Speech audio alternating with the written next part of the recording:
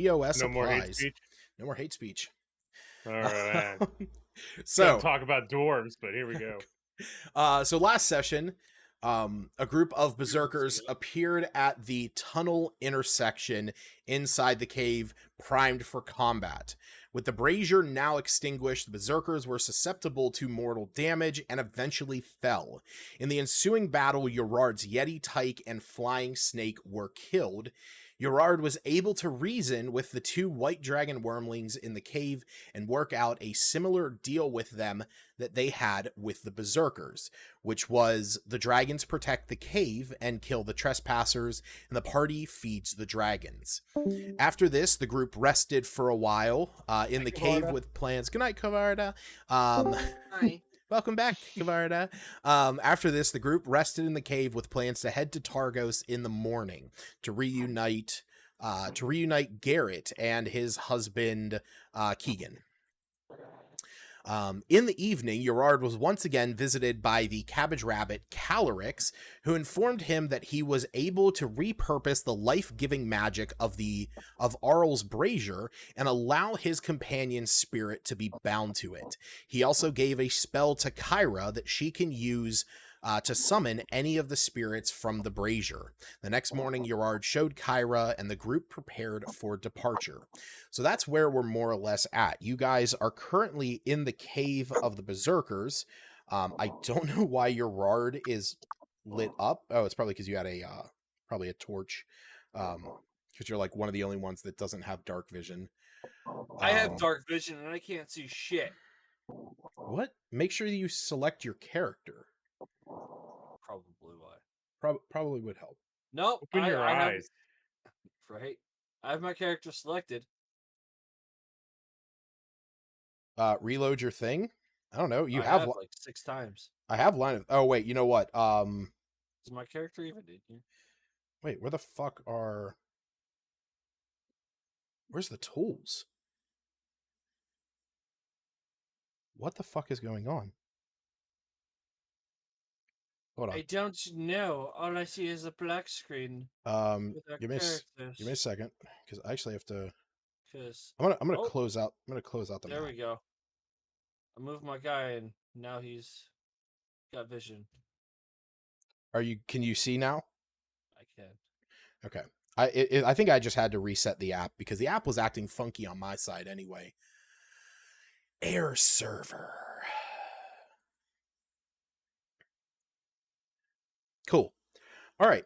So, like I said, it is the morning. The dragons are sort of doing their thing, sitting outside of the cave, keeping an eye on the place.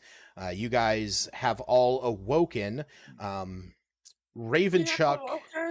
Ravenchuck is up before all of you. He's beginning to set up some of his supplies that he has in order to begin working on Dr. Skorenstein's discombobulated legs.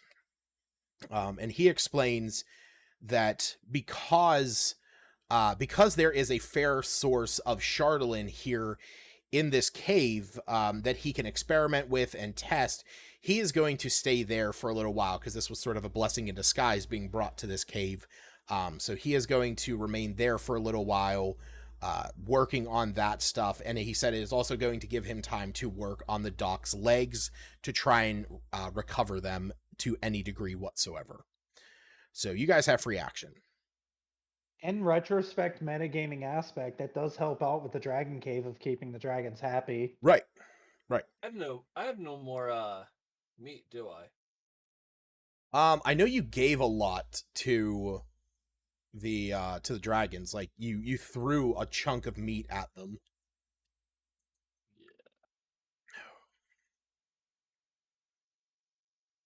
Yeah. Can I ask about what's the Charlton? What's it called? Chardolin. Chardolin. Is that like what is that again? Is that the black rocks that like I was looking for? Or? So the thing that Groff has heard that sort of was like an interest to him is that there has been rumors spreading across 10 towns that dwarves have been spotted acting like that Duragar, gray dwarves, or dwarves from the Underdark have been spotted around Ten Towns.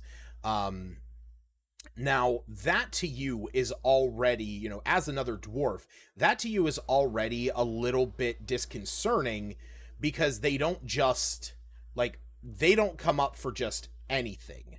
The other thing is that they have been spotted near where there are naturally occurring sources of Chardalyn.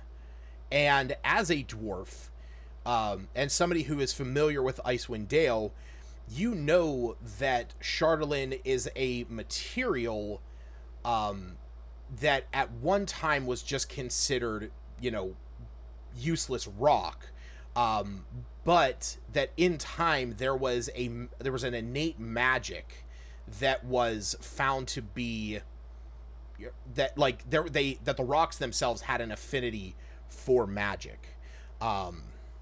So, for example, you roll me an Arcana check, real quick. We'll see if there's one of the things that you can learn from them. I'm gonna close my character sheet at some point. Oh. As you do that, I'm gonna go check on my turkey. It's Goblin. Is that Arcana? Yeah. 13. You know that there's something that there's an interaction with magic that can happen with Chardalyn, that has been talked about, but you don't know what that is. Like, you don't know what the interaction Chardalyn has with magic.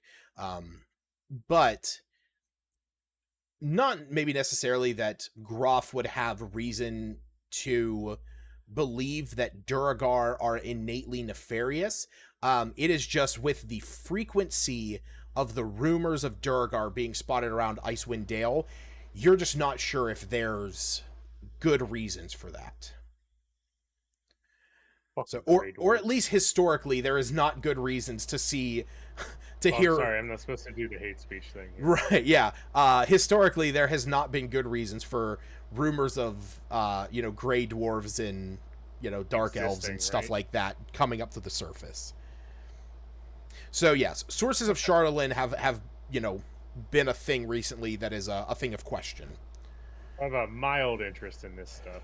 Yeah, but yeah. You're insofar as much as I don't know if that phrase is a thing, but so much as the gray dwarves are concerned. Correct. Yeah. Okay. All right. Yeah. So, does anybody want to do anything? Talk about anything? Do prepare anything before you guys head off back down to Targos? Pretty much just checking in with Ravenchuck, make sure he's got all he needs to assist or work on the dock. Yeah, he tells you that he had a fair amount of his own supplies with him because he was out doing his own thing. He will let you know that he had originally come to Icewind Dale in search for Chardalyn and was staying up in Caer Konig, and that some of his supplies are still up there at an inn known as Bada Bing, Bada Bizzle, the Northern Light. So he explains that he was staying up there at the Northern Light, and a lot of more of his supplies that he wasn't traveling with are up there, and would appreciate it if you had time to go up there to reclaim them and bring them back to him. So.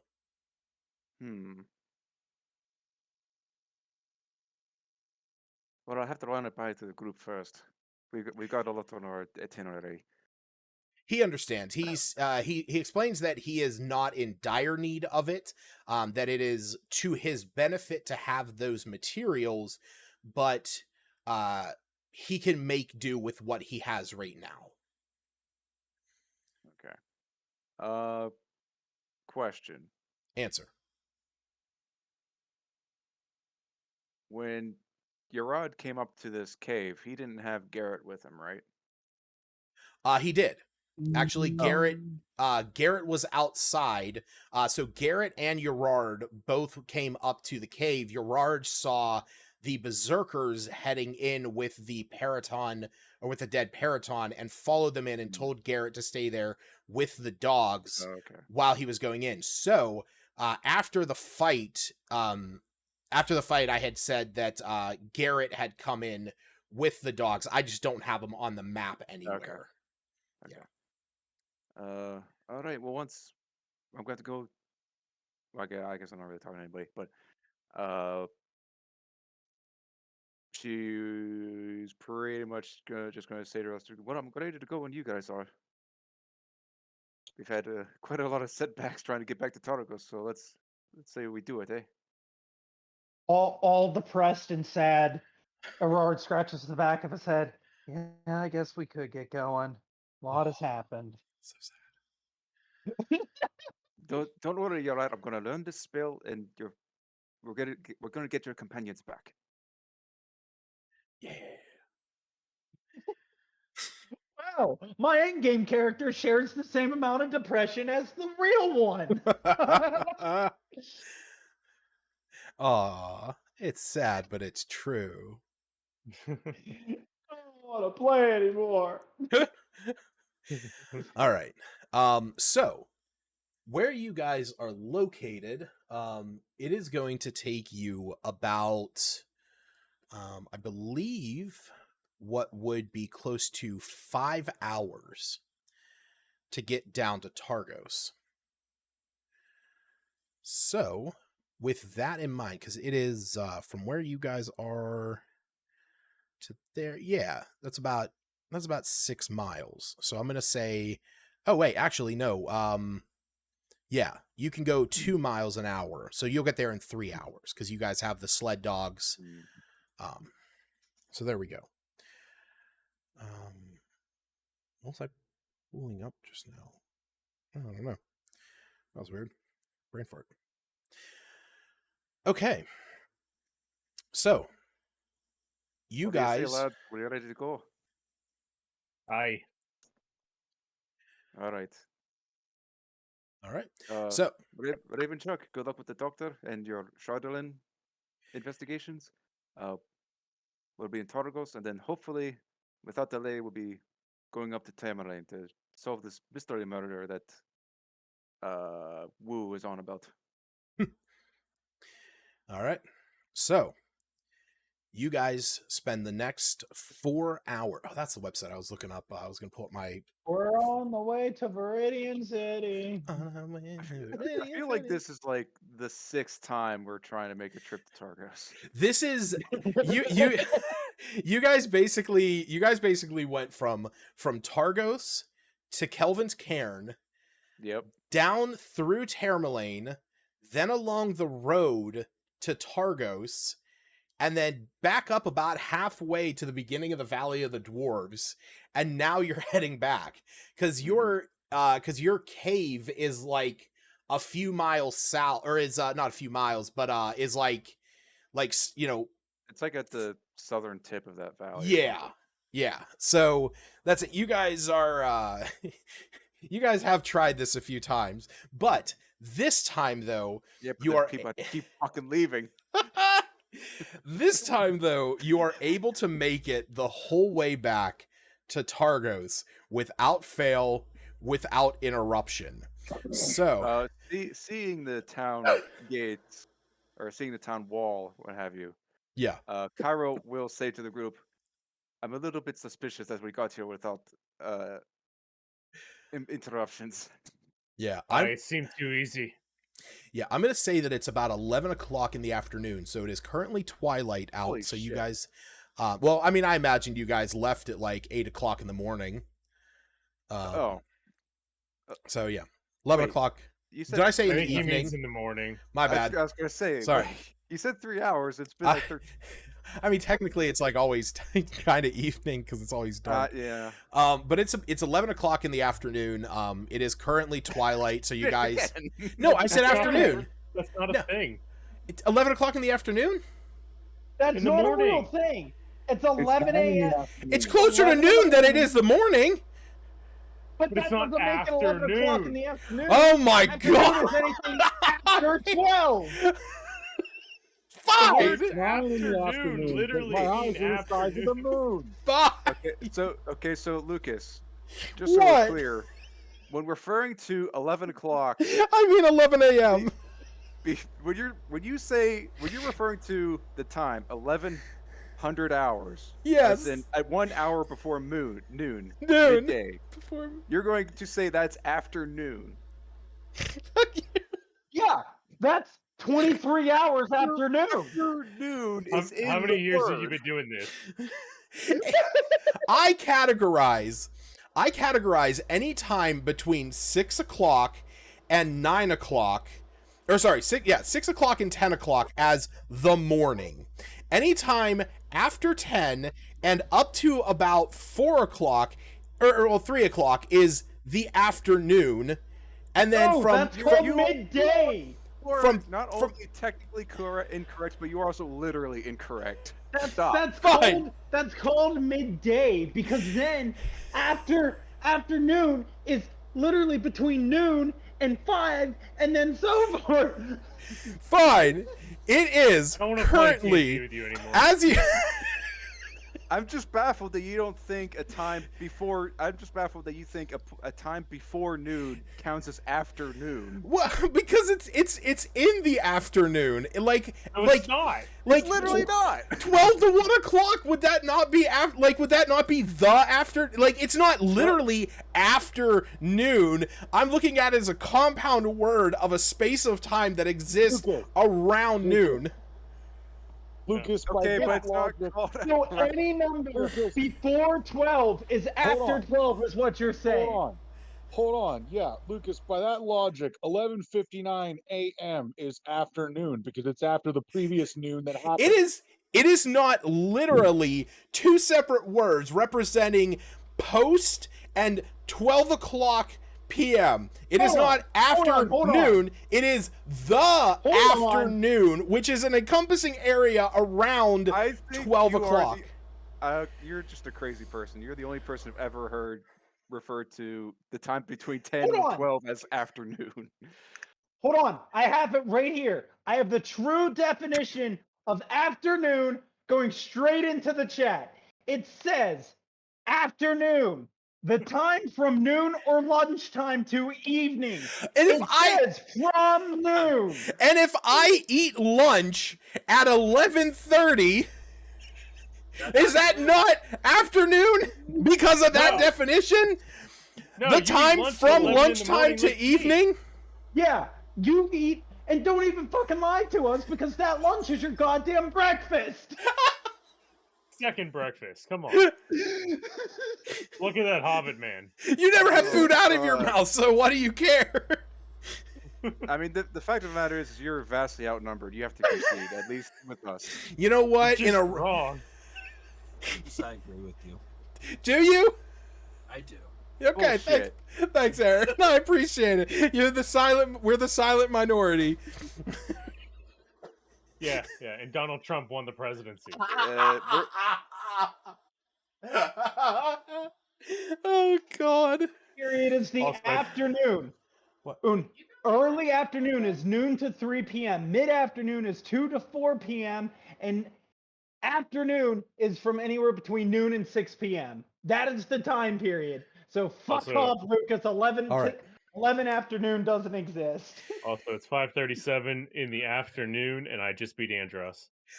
Your characters arrive in Targos at 11 a.m. A glyph of warding explodes in a 10th level fireball. Fuck all of you. I'm kidding. All right, No. fine, I didn't want to play anymore anyway. I don't want to play with somebody who considers 11:30 afternoon. Yeah. No. So yeah, you guys arrive in Targos. And like I said, you were heading there with the intention of reuniting Garrett with his husband Keegan. When you guys arrive, you immediately head over to his house. At which point, Garrett is basically running up. Boy, who is with him, is barking and yipping. And all the other dogs. Huh? All the other dogs too, right? All the other dogs are there. Yeah, they're all there with you. Shit, that reminds me. Yeah.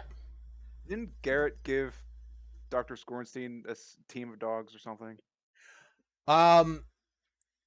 No, not Dr. Score. We need a doctor to show up, Deus Ex Machina style. No, it wasn't him. It was the apothecary.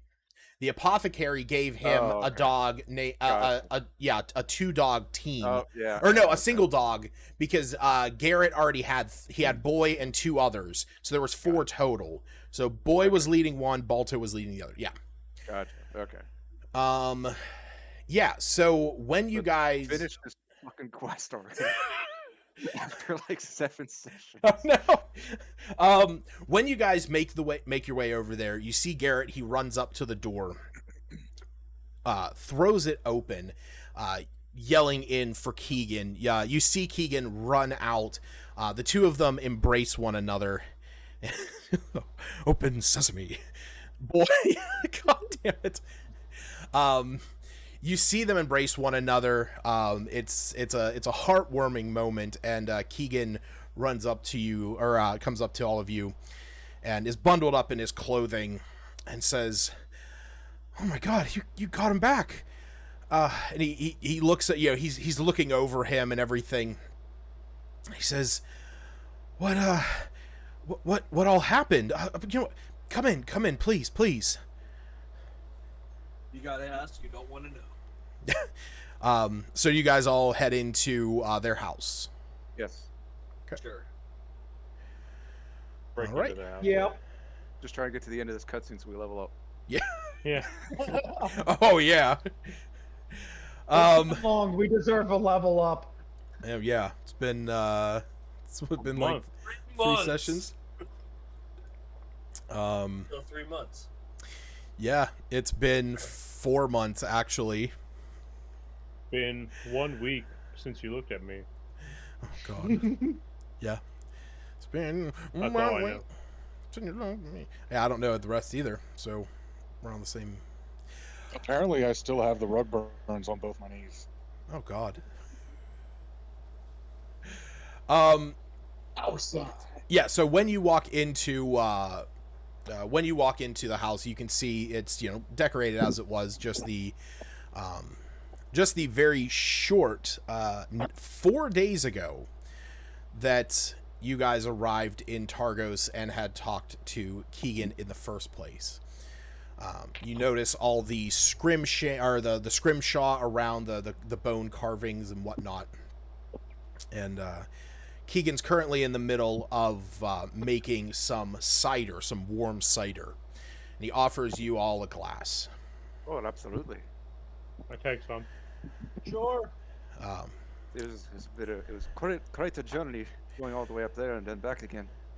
Keegan hands a cup to Garrett, and Garrett sits down on his chair, and you see Keegan sort of stands over him and is taking a drink himself, and says, "So, what happened? It's been a few days, and I'm not gonna lie, I was actually kind of considering sending somebody out for all of you, trying to get a small search and rescue party together."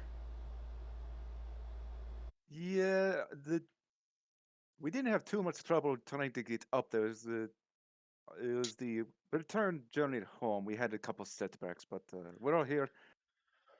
Most of us are in good health. That's good to see. Gerard's in the corner crying. Yeah. So it's like, yeah, we're mostly all here. And Keegan nods, and he puts his hand on Garrett's shoulder and says, "I'm just so happy to have him back. Garrett's just sort of sitting there, he's holding the cider, sort of nursing it, taking a nice long sip from it. And Keegan looks over at a small table that's there and says, I know I think I told you all about this whenever we talked, but I do some scrimshaw, and I have some pieces here that I was planning on selling to afford the search and rescue party, but you can have them all. It's basically it is the art form of carving intricate designs into bone. So, for example, I will post a picture in the Rime chat. Something like that. You think you could do that to someone involuntarily? What, scrimshaw? Leave a little surprise for the coroner. Oh god. You know Sons of what? New Bedford. Actually, that was Brave and something all. that was actually something that a doctor That's got what's hit with a malpractice suit because he etched his name into somebody's body on the inside during a surgery, and when they had to go in to do secondary surgery, another doctor saw it and was like immediately calling the other hospital. I remember that because he literally like etched his initials onto Yeah. the bone or something like that, just to be like, "Hey, I'm the one that performed the surgery. Fuck Yep. you." Yep. So that's scrimshaw, and the so what it is up here, and those of you that are from Icewind Dale, you are aware that one of the prized possession, or one of the prized things here, especially in Targos, but all across the Dale, is the You mean Wendale? Yes, Eastwood Dale. is the knuckle-headed trout, and it's pretty much like the main source of all industry up here, whether it is food. Also, they have a large frontal lobe that has a very thick bone in it, that is used for scrimshaw. And just for reference, this is what knuckle-headed trout looks like, and also what seared knuckle-headed trout looks like. So, can I make a request of him? You can do whatever you want. I want to see if it's possible that he... Act it out. Well, what's the request first? So... Act it out. Not my character's The gonna. Knowles Warlord's head. Oh. I want to see if he can do like a battle scene on top of the skull, so I can carry it around to kind of mimic the fight against, kind of just a portrait of me and a Null fighting. Yeah. Really, is what? Keegan sort of listens to you for a moment as you explain this scene. He nods a little bit. He goes over and he grabs a piece of paper, and he has a little form there, like basically a rock that is shaped into the design of the knuckle-headed trout bone, and he's cuts a line in the paper and wraps it around there so he has the shape, and he's sort of doodling it on there. And he says, yeah, I think I could definitely do something like that. It'll be more ornate than I've ever done, and he looks down at Garrett, who at this point Boy has come over and is sort of snuggled up to Garrett's legs, and he's giving Boy a nice hearty pat. Says, yeah, you brought back the most important thing to me, so I can definitely get working on that for you. And so the other ones that he hands out, you can divide them up any way that you see fit. There are 4 pieces of scrimshaw here. One with a spouting whale, a smiling fox, a pair of dancing hares, and a walrus with the words Big Love carved into it. For those of you that are from Icewind Dale, the intricacies of them and the designs, you imagine that these might fetch about 10 gold if sold to the right vendor or shop.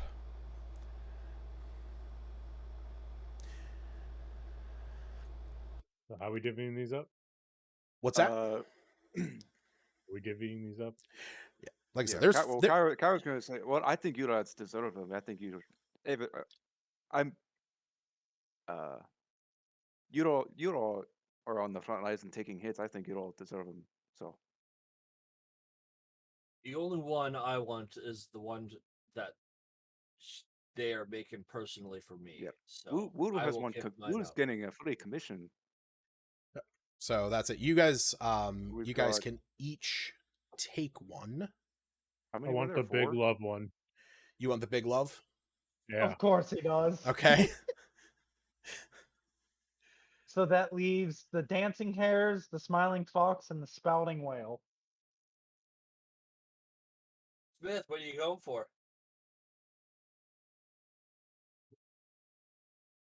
Smith. I don't particularly care. What's left? The whale, the fox, and the dancing hares. Everard's Let's gonna take make the a point, fox. You'll take the fox? and then Sure. Everard's gonna make a point of, I think the dancing hares would be better for you with the way your tales and music gets everybody up in higher spirits. You know what? I did my math wrong. That sounds good to me. I'll take the fox one. Okay. Has a cute face. So Kyra is going to take the fox. After I claimed it. Ugh. Yeah, I thought Smith Wait, said what? he Oh was wait, taking Smith the Smith fox. is taking the fox? Yeah, because I- Smith said I I'll don't take the care. fox. I'm sorry. I don't know if I misheard or what. I'll take a whale. Take the whale? All right. So Smith All right, got the I'll take whale. the dancing hares. All right. So we got Kyra on the fox, and we got Gerard on the hares, and we got Groff on Big Love. Love.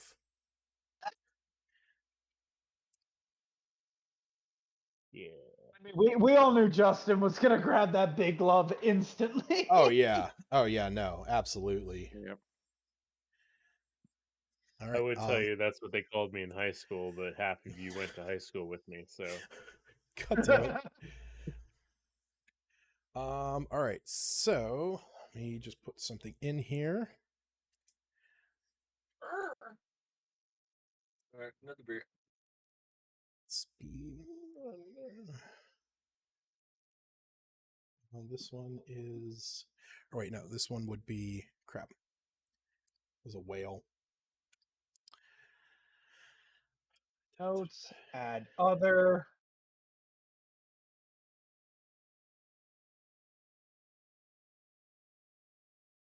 All Why right. don't you got your camera on, Justin or Jared? I mean, I'll turn it back on. I turned it off because I was watching Twitch before we started. oh what? Give me I a was playing moment. Star Fox up until a half hour ago.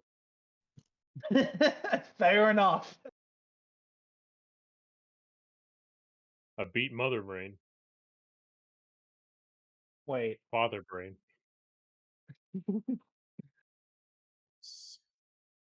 And that is now added to my others. Plus, I don't want to show the world my messy room. Just pick You up the give a butt fuck? plug off the floor and we're fine. You Why think do you I think- made my bed this morning? Why do you think I have my lights off? I never make my Can't. bed. There's windows that tell me no. Yeah. If your room is as bad as that, then Let me You know what? Fair enough. That's why I sit in the dark.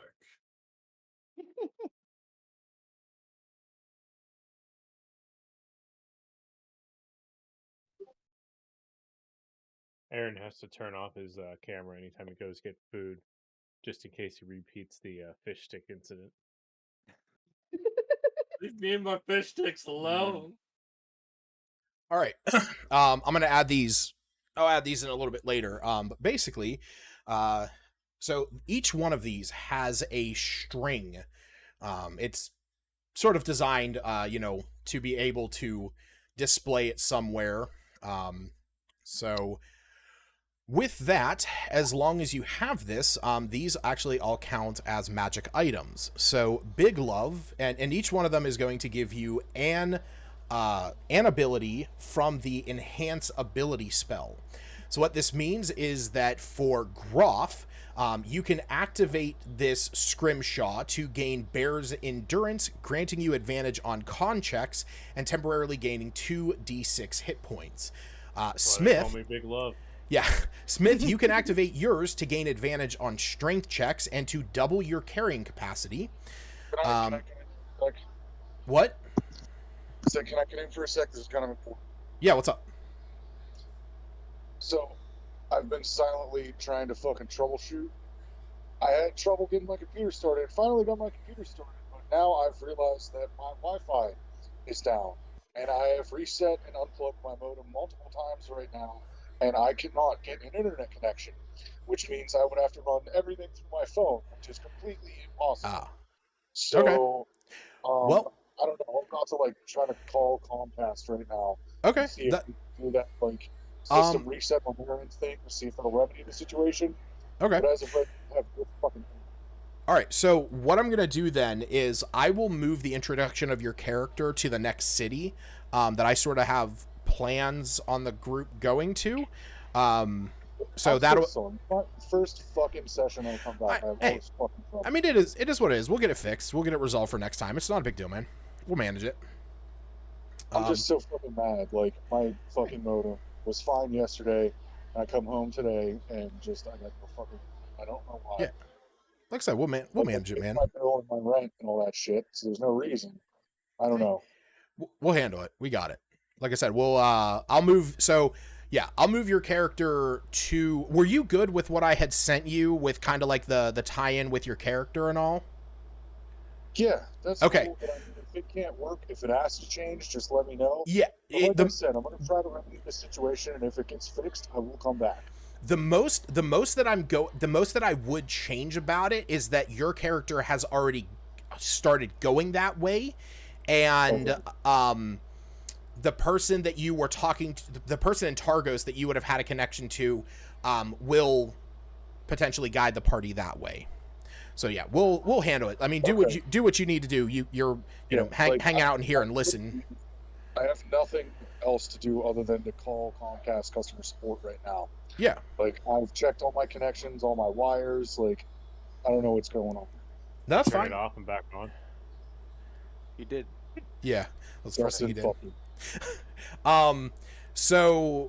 Altman, you have the Fox, which is going to give you Fox's Cunning, which is going to be advantage on intelligence checks and saving throws.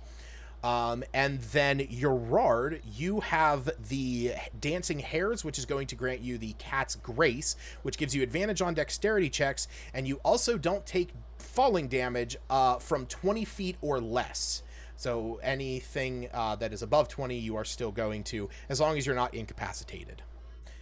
Also, that is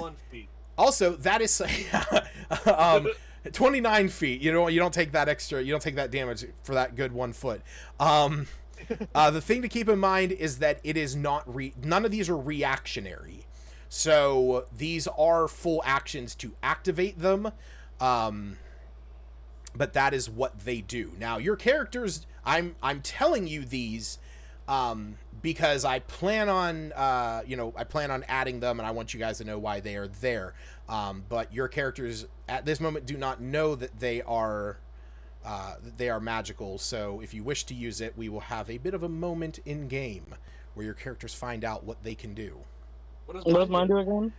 Yours is the Bull's Strength. The target has advantage on strength checks, and your carrying capacity doubles. And how often can I use that? So this is going to be used once per day. And how long does it last? It lasts, I believe, for up to an hour. Yeah. Is it an item that I can actually add, or I have to make it up? So I will have to, I will go ahead and add it for you guys later. And then because I'll just put it in there as like, you know, scrimshaw, and then like, you know, enhance ability, and then you guys will just, you know, have to sort of know, or I'll just make each one of you a custom one. Yeah, for right now, I have it written down which one you guys get, so I can always add it. I can always let you guys know if you want to use it this session. Okay. All right, so yeah, we'll say, like I said, Keegan is going to hand all of these to you, and he sort of looks at you and says, I'm sorry, it's not much more that I can offer. From I one put a- artist to another, I'm going to tear it. Yeah, treasure it forever. You see you see a tear form in his eye, and a smile come to his face, and he says, thank you so much. I can't thank you enough. If you ever need anything, if you ever need anything while you're in Targos, or if you need a place to stay, like I said, I still have I still have a connection over at the I forgot what the name is because it's been so fucking long. Oh, sorry, yeah. Over at the no, that's the general store. Three flags sailing. Yes, I still have a connection with Owen over at the Three Flags Sailing. So if you need anything while you're here, please let me know. I can try and pull some strings for you guys. Oh, it's very much appreciated. I'm sure we're going to be back here many times. During our stay here in Icewind Dale. Yes.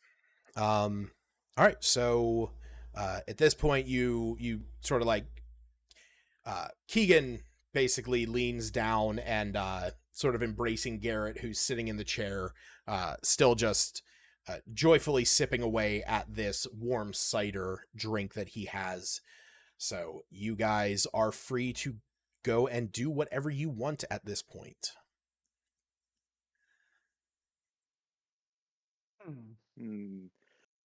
Well, let's say we discuss our plans then. We still have to get up to Terraman Lane, right? Lads? Justin, your mic is muted if you didn't know. Okay.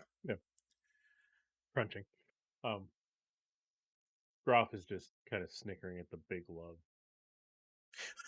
You know what? I was actually It does suit you strangely, Groff, I have to admit. I was actually I was torn between if I was going to give it the Eagle Splendor, which is advantage on charisma checks, or the Bear's Endurance because it's a walrus.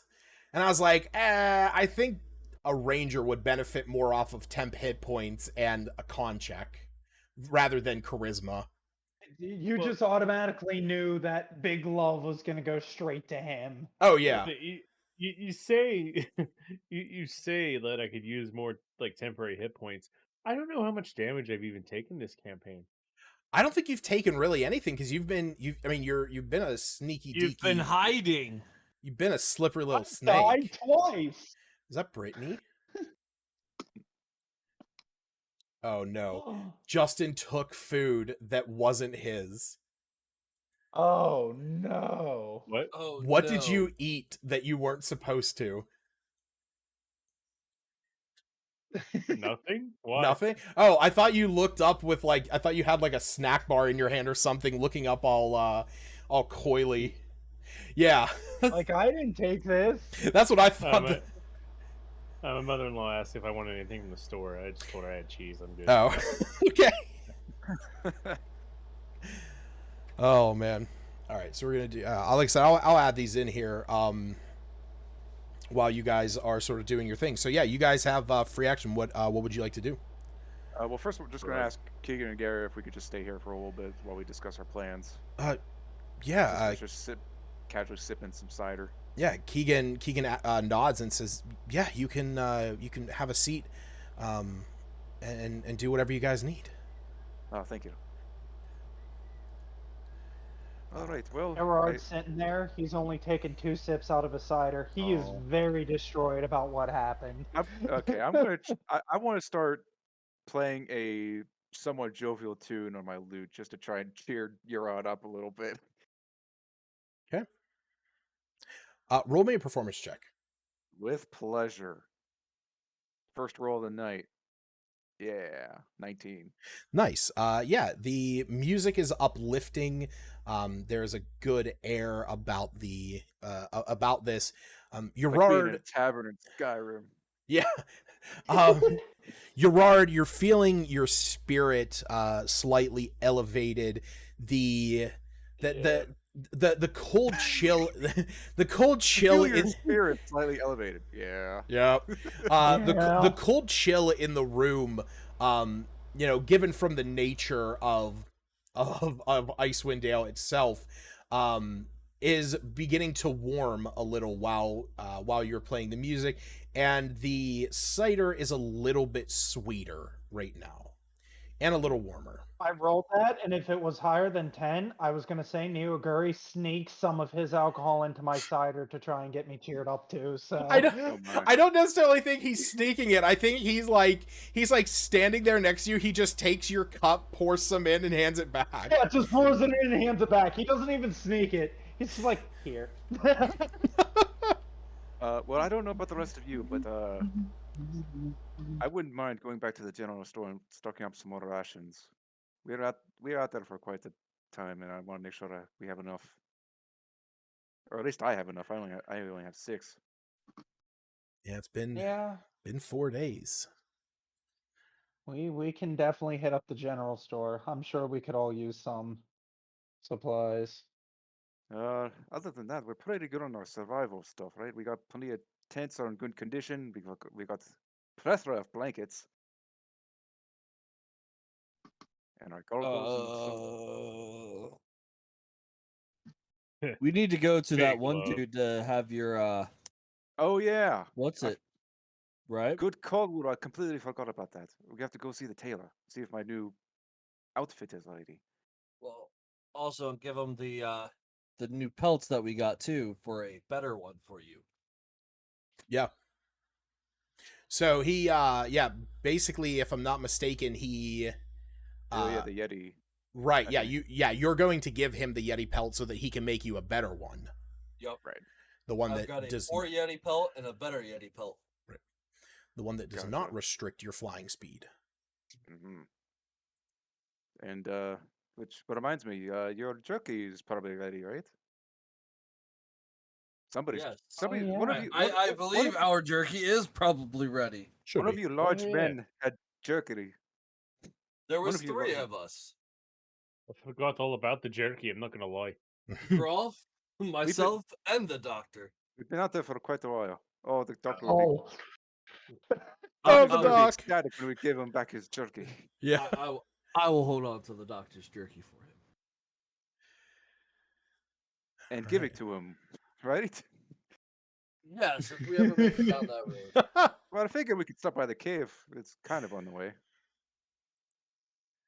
Our fortress, as it our were. new base of operations.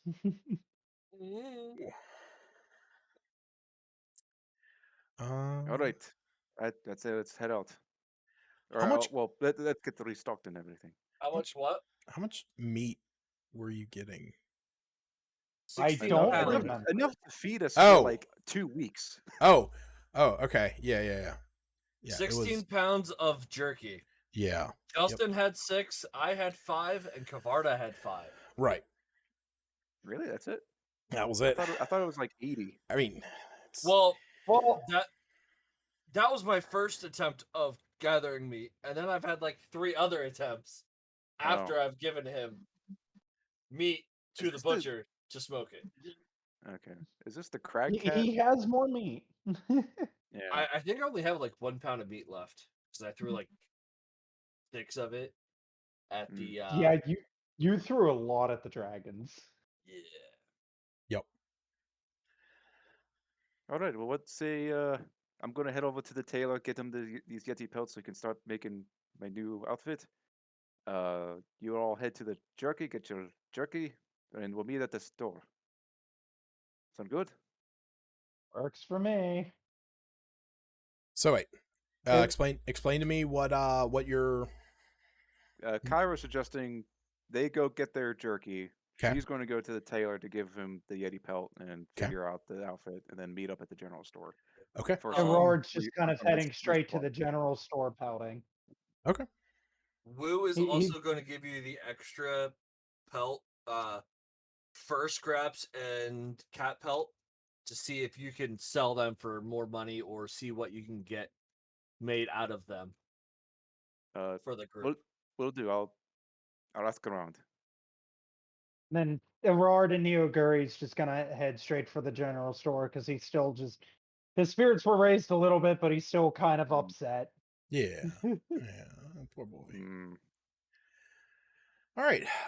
So we'll handle this. We'll handle this in the order that I feel appropriate. And we will start with the three. Heading over to the jerky. So the three of you head over to the. Where do I have it here? Yeah, you guys head over to the butcher. You walk in and you see the same dwarf you saw just a few days ago. He is in the process of cutting up some fish, a few knuckle-headed trout that have already been decapitated. As you walk in, he looks up. He's bundled up in warm clothing and peers past some fogged-up glasses and says, "Hey, what can I help you with?" We're here for our jerky, my good sir. He's just, and he looks up, says, looks over out the window, like, looks at his calendar, pulls out a little book, flips through it. The Crag Cat. Yes, that would be it. That's tomorrow. I told you 5 days. oh, my bad. It's still, it's still out smoking. I mean, you're welcome to take it. It won't be nearly the quality that I prefer to sell. I forgot it was 5 days. What time of day is it? No. It is Afternoon. it is 11:30 a.m. Good. Afternoon. It's around the afternoon. I won't be specific enough to warrant that discussion It's again. Let's just say it's midday. Yeah. It's Just midday. midday. It's midday. That's all it is. Nothing else. There's Never only- has been there's anything only- else. There's really only 2 times of day anyway. Sunlight and dark. Yeah, Who cares? it's true. Anyway. Yeah, so he sort of looks at you and he goes back to cutting the fish. And he says, as I said, you're welcome to have it if you want, but it won't be nearly as good. We'll wait. All right. I'll wait at least. I don't know about raw. That's big love to you, and I can wait. God damn. Damn it! Oh, yes, I love Look it. what you've done. Yes. I can imagine it now. Whenever Groff goes to sleep, since he sleeps nude, he's just gonna have the big love covering that area and nothing Mhm. else. Oh, God. You're welcome for that image. I hate it. I regret it now. Do you though? Yep. All right. Yeah. Okay. How does this wording sound right to you guys? By uttering command word, you can activate the scrimshaw to gain the benefits of the enhanced ability Bear's Endurance trait, and then like having it listed like the target has advantage on con checks, also blah blah blah. Does that sound? Yeah. Yeah. How do you On know what first the hear, it command word sounds- is, though? When you first hear it. Were you saying, Altman? On first listen, that sounded descriptive enough. Okay, cool. I just want to make sure that you guys were on board with what I had written down and understood where I was coming from. Cool. So, next we will move on to Kyra. Kyra, you head over to the tailor's shop. So like I said, it's a smaller location here. Though there's a lot of sales mostly through the general store, but this guy has a little bit more specialty. So when you walk in, I believe I'm specifically looking for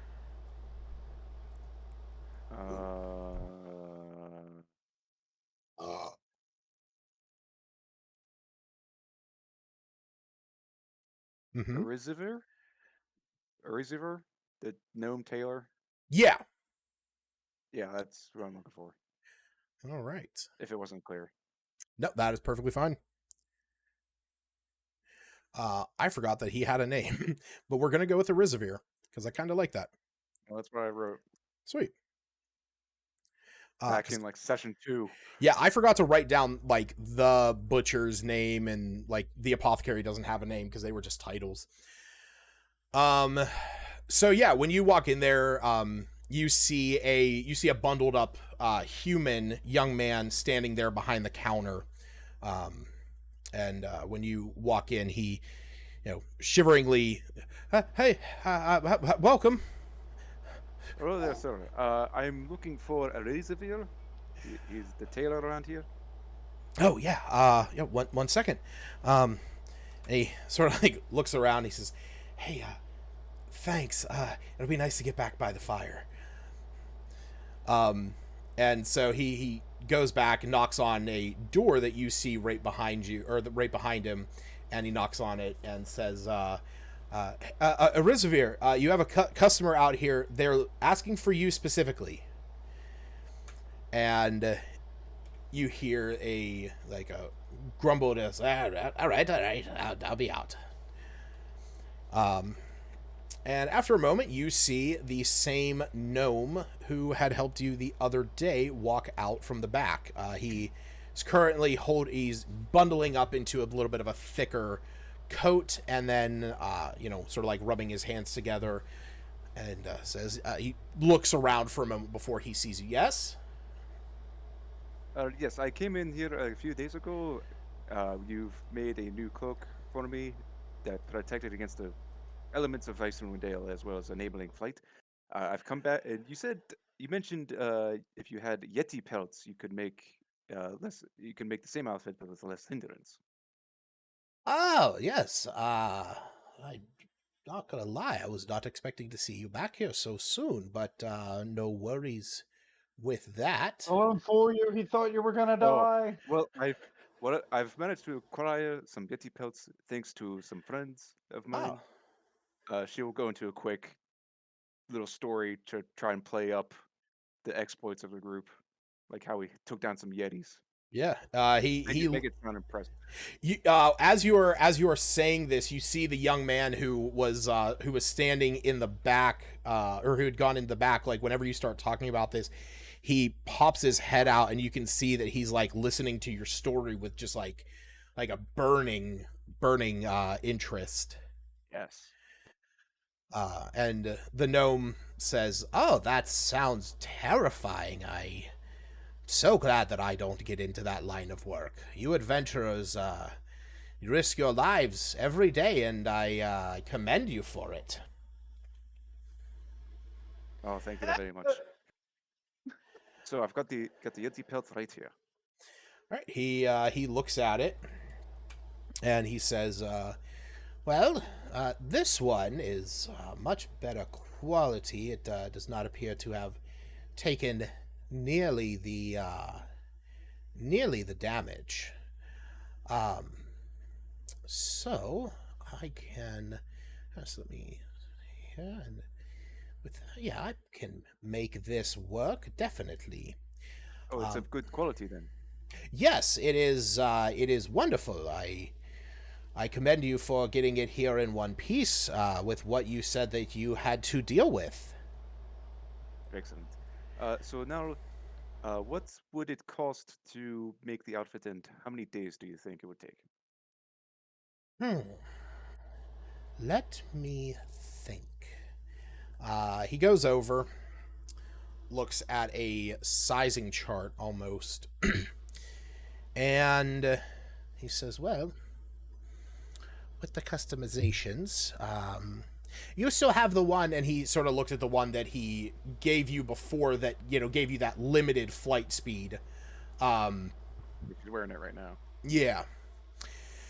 Well, if you give me that set back, I can actually use this to layer that, and it will take me about 3 days to get that together. Without it, I will have to put together an entirely new outfit, and that is going to take me a little while longer. That will take me 5 days. Now, the cost on it, if you hand me back the one I gave you, it will be the cost of the tailoring onto that, just to make sure that I have the proportions right and I have everything stitched so that you're not getting a draft and whatnot. That would be 15 gold. If you want me to make it from the ground up with a new set, then you're looking at 25 gold. Ooh. So basically, it's 3 days, 15 gold, or 5 days, 25 gold. The downside to the cheaper one and the one that is sooner is that you have to give up the one that gives you your flying speed for those 3 days. All right.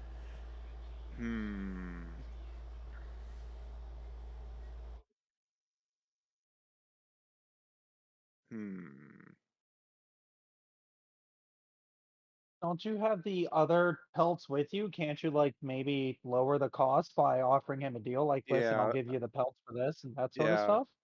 yeah. I was just thinking that. Well, I do have some other pelts here. Do you think you'd be willing to lower the price for this trade? I will gladly take a look at them.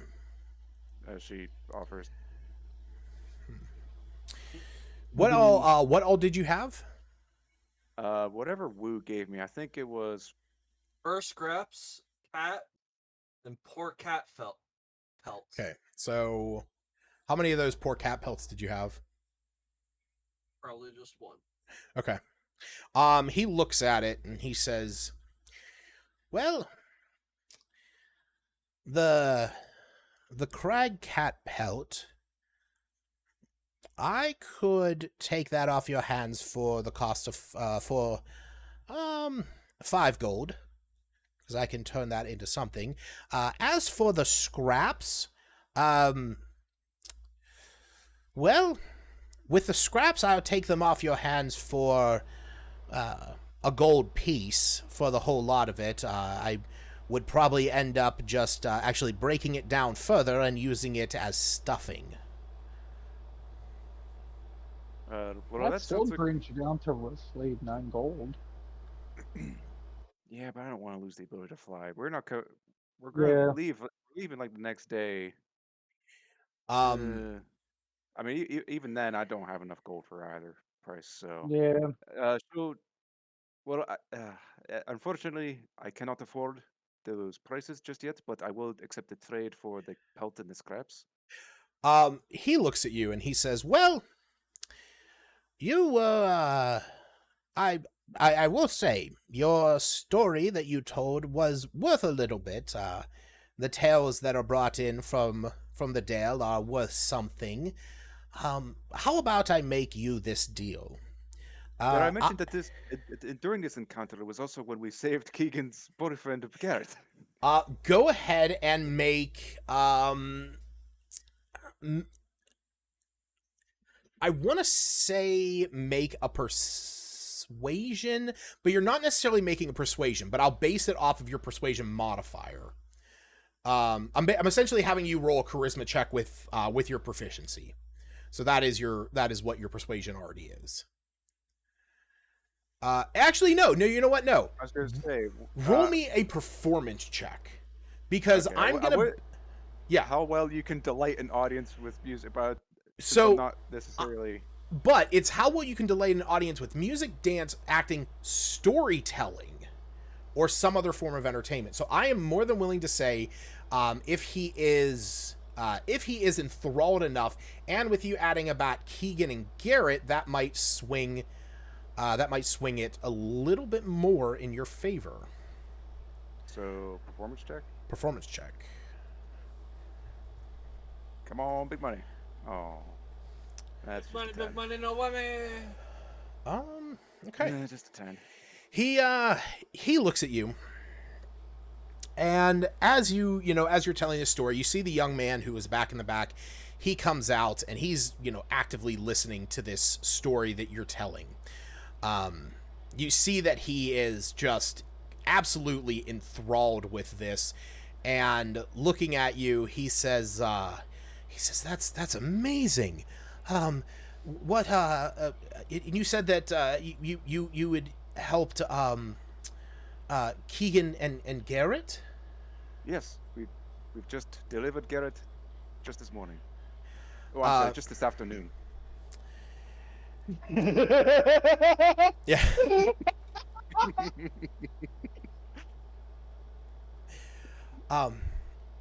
He looks over at he looks over at Arizavir, and he says he sort of like pats him on the arm, and he says, wasn't Keegan the one that made you that scrimshaw for your wife? And Arizavir's like, yeah, yes he did. He said, oh, okay, well, I mean, he was helping him out. Why don't you, give him a little bit there. And Arizavir sort of raises an eyebrow. Well, that guy has to roll persuasion. Well, he raises an eyebrow and he says, well, Malthin, if you want to take on this job, you are welcome to do it as a favor to this, and looks at you and with an unsure stutter says, lady? Oh, yes. If you want to, if you would like to do this job pro bono for this young lady, I will allow you to do that. And he says, really? And he goes, yes, well, it will, that will be coming out of your pay, the cost of it. And you see his eyes sort of go wide, and he says,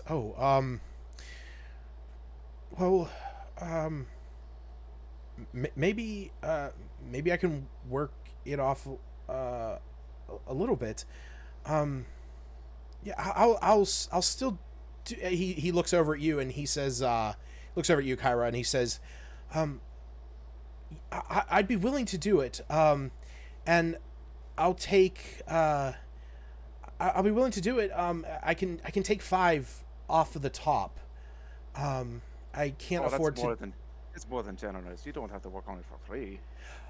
Well, no, that's kind of what I'm saying. I can't really afford to do it for free, but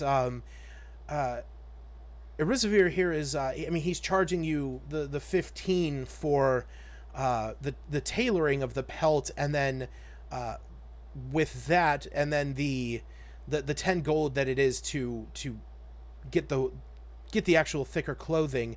I could do 5 gold off of that as part of the work that I'll do, and I can't guarantee that it's going to be anywhere near as good as what Arizavir did, but I'll get working on it as soon as possible. I don't have any other projects right now, so I should be able to get it done in 3 days regardless.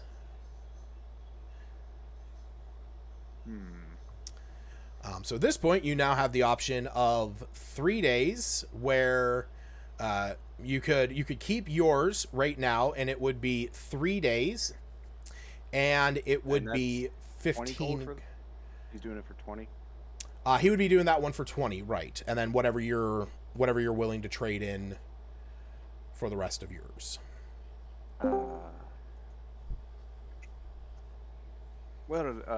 Mr. Malfin, I think you said your name was? Malthin, Malthin. Malfin, Welcome back, okay. Kavarda. Yo, buddy. Well, that is a very generous offer. I'm afraid I still can't quite afford that. But And he looks at you and he says, "No, that's fine. That's fine. I'll still work on it. I needed a project to work on anyway. I've just been working the counter for a little while. So I'll work on it, and then you can come and pick it up whenever you can." You mean pay when I pick it up? Exactly. And you Oh. can also make payments. And he looks down at he looks down at Elizavir whenever he says that. He's like, she can make payments, right? And he nods. He says, as long as you keep record, that is fine with me. Excellent. Well, first, let's finish this transaction for the catapult and the scraps. I believe that would be 6 gold total. Yeah. Okay. And she'll pocket that to give to Wu because that's his stuff. Okay. But in the meantime, I can at least put this down for a down payment. She offers 2 gold for the new outfit for her. Okay. Malfin pockets that money and nods and says, I'll get started on it immediately. Excellent. I'm looking forward to it. All right. Tip the hat. Good day. Okay, so now we are going to shift over to Gerard, who is making his way over to the tavern. It's a very sad scene. He was walking by a pet store. It hey, started can I- raining just for him as he put his hand on the glass. What's up, Kevin? Can I cut in for a second? Yeah. So I just called Comcast, and I'm going to have to graciously bow out because I'm not going to get a technician out here to fix my problem until Tuesday. Okay. Welcome And to Comcast. also with my mobile with my mobile data, all of you kind of like Yeah. so it's just not feasible right now. That's cool. Like I said, man, we'll handle for next session. Yeah. God damn it. It's all good, man. But anyway, Like I said, I mean, you can hang out if you want. You can head out if it's hitting your connection too bad. I'll let you know what goes on, and then, like I said, we can hammer down your character a little bit more for next session. thank you. I appreciate that because, like I said, it's cool for like 30 seconds. And then like every other like minute or two, you guys just go, Yeah. Yeah. or it freezes and I have to leave and come back. And it's just not worth it. Yeah. Like I said, we'll handle it, man. You go and do your thing. Thanks, guys. No problem, buddy. I'll see you later. We'll see you See you next guys. time. Boy. So I just realized I put all of your scrimshaw in there, but I never changed the original text from an artisanal piece of knucklehead scrimshaw bearing the design of a walrus with the words Big Love carved into it. So you all technically have the description as the Big Love walrus. We're all big love here. We're all Big Love. I'm gonna change that, but if you reload That's what we've been looking for. Big love. Big Love, if you guys do reload your character sheets, I have added those items to your character sheets. I'm currently in the process of changing them from a walrus with the word Big Loves. I'd already made my own. Oh, did you? Okay, yeah, do your Yeah. thing, man. Like I said, I was just adding it for convenience, but you are always welcome. Yours has the. I'll just use yours. Sure. Official. DM designated description. There you go. All right, cool. So, Gerard. So sorry, one last thing. So just to make sure I'm absolutely clear. I got 18 gold to go on this thing in 3 days. Yeah, so you have 18 gold to pay on it, and it will be available in 3 days. So you know, it's like if you pay it off before then, or if you need to keep making payments, or something to keep in mind, since you guys are probably going to be heading out doing some adventuring, if you find any pelts, you can also use those as trade and collateral towards it. Kind of like GameStop and trading in some games. What's a So, GameStop? Except the value doesn't depreciate by 85%. Yeah. And What are we and doing what's at GameStop? GameStop? I never heard of GameStop before. Yeah. You actually buy physical copies of video games? What? I do. Yeah, but it's just tailored What's a stuff, so physical copy? It's a health stop. Got that little hole in it. You put your. Never mind. Anyway, I just want to make sure I was clear on that. So Yeah, no, makes total sense. All right.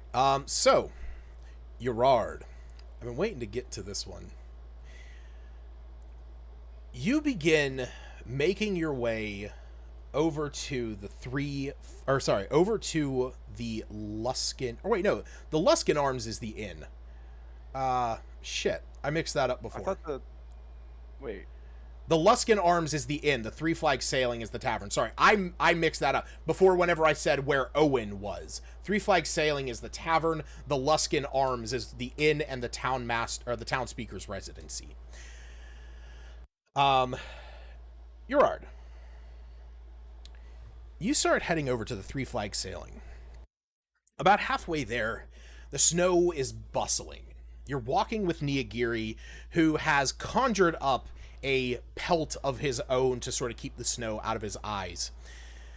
As you're tracking through the town, you notice behind you, there's really not anyone out on the streets most of the time here in Icewind Dale, as the frigid cold, with everything that's going on, keeps most people inside. You walk past buildings where you can hear people inside cheering and clamoring and talking to one another, and lights from the inside.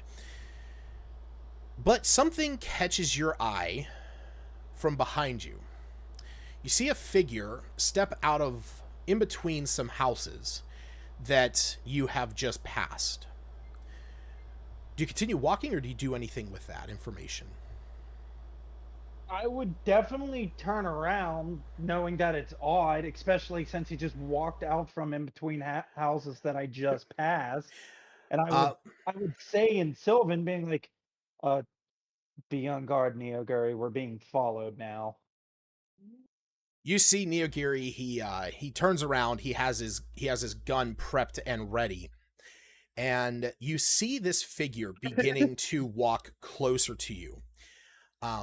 It's hard to make out any features from him, as whoever this figure is wrapped tightly in some cold weather clothing, obscuring most general features. I need you to make a perception check. Or actually, you know what? No, sorry. Let me see what your passive is, and I need to roll something on my side. Okay. My passive is 5, if that helps. No, your passive perception is a 15. Yeah. You have a +5 to it. Yes. You hear the crunching as you watch this figure beginning to approach you. You hear the crunching of snow from behind you as you look over your shoulder and you see another figure beginning to walk up. Yeah. I'll say in Sylvan again, this might be because of the snake. Oh shit. As I'm turning back to look at the other direction, trying to position myself to where I can kind of keep them both in my peripheral vision, but to the best of my ability, while Neoguri's also standing guard. As you do this, as you turn, you see them both walking towards you. Neither one of them have made any kind of aggressive motion beyond that they are approaching you. But that's also whenever Niyagiri notices that on one of the rooftops, just off from you, there is another bundled figure watching this. And as the two that are approaching you arrive... Oh shit. You hear... realized, since I gave the snake a Russian accent, it's KGB. You hear... They walk up right next to you, and as soon as they do, the figure that's on the roof drops down with the grace of a cat and slowly approaches and gestures his hand in a manner saying, "Please, step down this alleyway."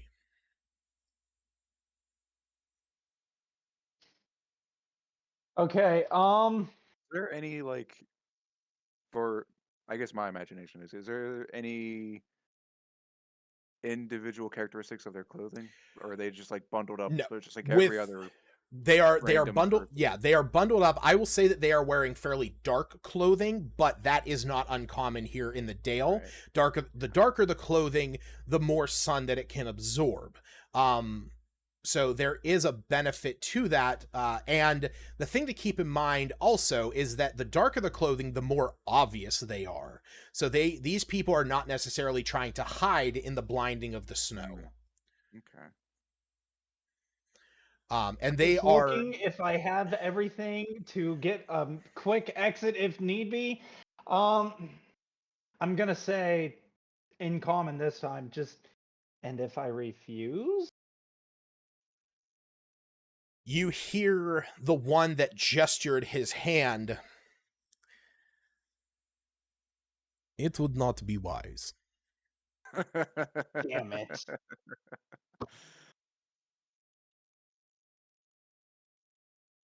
I'll go down the alleyway. Okay. You I start would like to. I would Yes. like to ready Misty Step if shit hits the fan. Okay. Let me look at something. Okay. So Misty Step is simply a verbal, so that is perfectly fine. You're not waving your hands or having to use a thing. You basically so I kind of want to imagine your form of Misty Step is that Niyagiri pulls out like a zipper and somehow just unzips reality. Just in a dimensional portal. Yeah. I love it. I love all Yeah. this cosmetic bullshit. Oh wait, no. I'm thinking of Dimension Door. No, he has to have a spray bottle that has like a silvery potion in it that he just sprays a mist. Us both with, and we Yes. both vanish. All right. So yeah. So as you're walking up, you look down at Niyagiri, and he looks. His gun is a funfetti cannon. It's just confetti and glitter and everything Yes. as we both vanish. Yeah, you see that his gun is slowly changing to reflect your desires of the Misty Step spell, and he gives you a wink and a nod. As you're walking down here, you see that there is another figure already down in the alleyway. And when you get there, there's a momentary pause as the three that have followed you down all sort of take flanking positions around you. The one that is already in the alleyway, he's wearing a tightly wrapped cloak. And as you step down there, he removes it to reveal that it is none other than Speaker Nerith Maxildanar. That mother. And he looks at you, and he has a bit of a wry smile on his face. And he says, "So, I see that the pet I bestowed upon you is no longer with you." As I made the promise to the pet that I would try and protect it to the best of my ability, that's what I did, and my ability wasn't strong enough to protect it. Do you understand how rare? Well, you had the green one, right? Yeah, think so. because I there was a think green, so, yeah. there was a green, a red, and a yellow. Yeah, and he gave me the green one, I believe. Yes, yeah. Do you understand how expensive a Sylvan flying snake is? I would not know how expensive they are because I don't believe in the purchasing of creatures.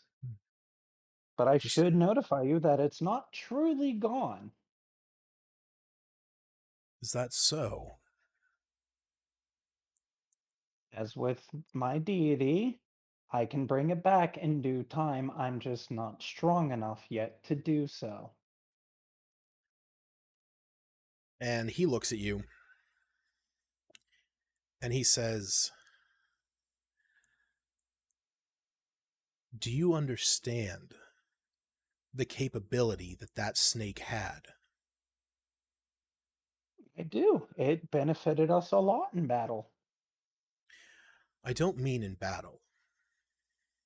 Get on the nuts, you better get killed. And you see that as he says this, he pulls back his sleeve.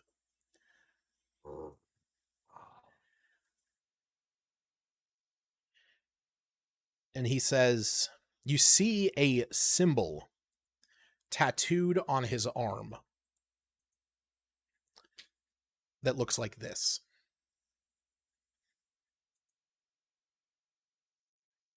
Okay. And he looks at you and he says, I want to know who sent you right now. Who is this deity of yours? I forget where exactly the mark that I have is positioned on my body. On your butt. Right on my ass. Because I know it was. I don't know. You can. I'm not exactly sure. I'm not exactly sure. If we ever determined it. Yeah, I'm not sure if we ever settled on a location or a symbol. So whatever you want it right now. Okay, we'll figure out what exactly the symbol is at a later time or whatever, or we can just, I don't know, however you want to do it. Because I'll just say, since the backstory was essentially at birth, we'll say it's like a birthmark or whatever. Yeah. Gerard will kind of turn around, lower his jacket some, and we'll just say it's like in between his two shoulder blades for the birthmark that he tries to keep. That way it's mostly hidden for the most part. Okay. Hold on one second. Yeah, because I don't think we ever determined anything of that. That's why I'm just going with the thing of saying it's probably a birthmark since it was there, since Calyrex was there at the day of the birth. Yeah. Backstory. So do you want to? I mean, you can have it whatever you want. I was thinking Calyrex is like a rabbit. I thought maybe it'd be like sort of like an ethereal carrot. That'll work. Because his symbol that he always pops up to you is like a carrot. Yeah, that'll work. Yeah, give me one quick second.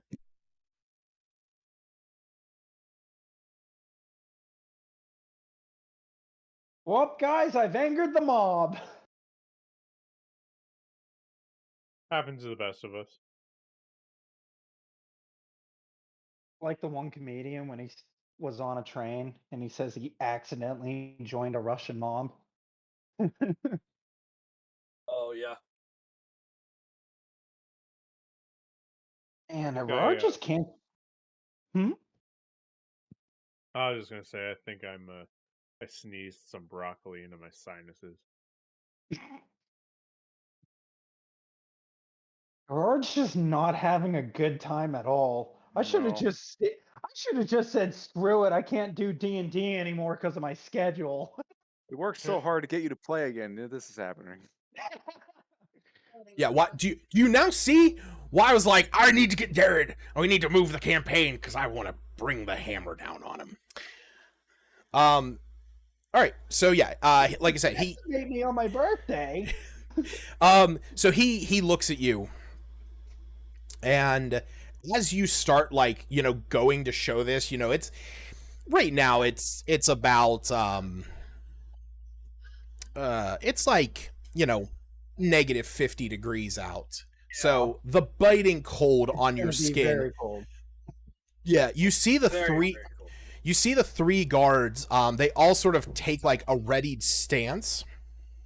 And as you do this, you see You see Nerith, he, holds up his hand, halting them for the moment, and he looks at that and he says, "That symbol means nothing to me." I just pull it back, the jacket back up and go, I apologize, it's very cold. But that's who sent me. That's the deity I serve. That's his mark. It's been that way since I was born. And you hear a little bit of murmuring between the three that are standing around you. And he says, "So you're telling me that a boy arrives in Icewind Dale, makes his way to Targos, and accompanied by a Flaming Fist representative, stumbles upon our lottery system and kills one of my snakes?" Who's from the Flaming I Fist? did not kill your snake. Your snake was killed by, was it the Berserker or was it the dragon that did it in? I think It it's was the a Berserker. It was a Berserker, yeah. He demolished that thing. It was killed by a Berserker in the Cave of Berserkers. As for the people that accompany me, I just met them when I got here, and we've been adventuring together as for what my deity has told me is for a greater purpose. The one I arrived with was the Aarakocra. The others I've met here. And he's sort of staring at you. And he says,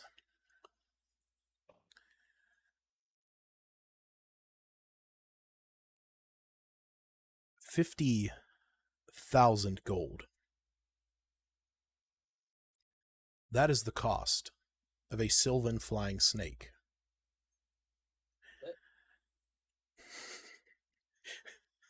That it?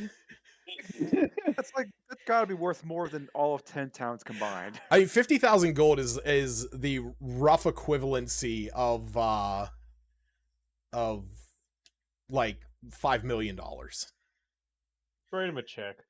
And he looks at you and he says,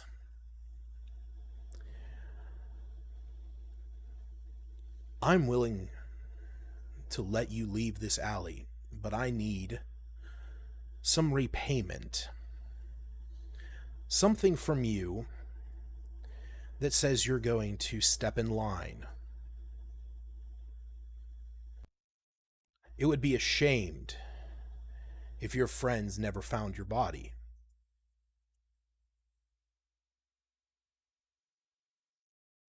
It would be a shame if the deity found out that I just mysteriously vanished as well. This And he- land wasn't always covered in ice, you know. And he nods and he says, "Oh, I'm well aware. I've lived here for many years. Now, what is it that you can offer me that will tip the scales in your favor for the death of one of my scouts?" As I said, in due time, I can easily bring the scout back. I'm just not powerful enough yet. He's not gonna accept that, dude. Oh, I know. Um, What do you want from me?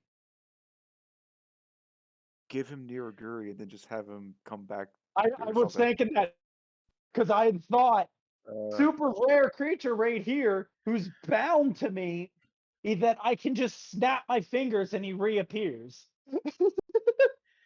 And he looks at you and he says,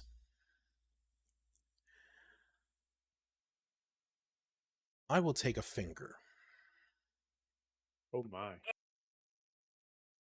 Just one? Fuck you, Aaron. And he looks Kakarot at, around? yeah, Kakarot around.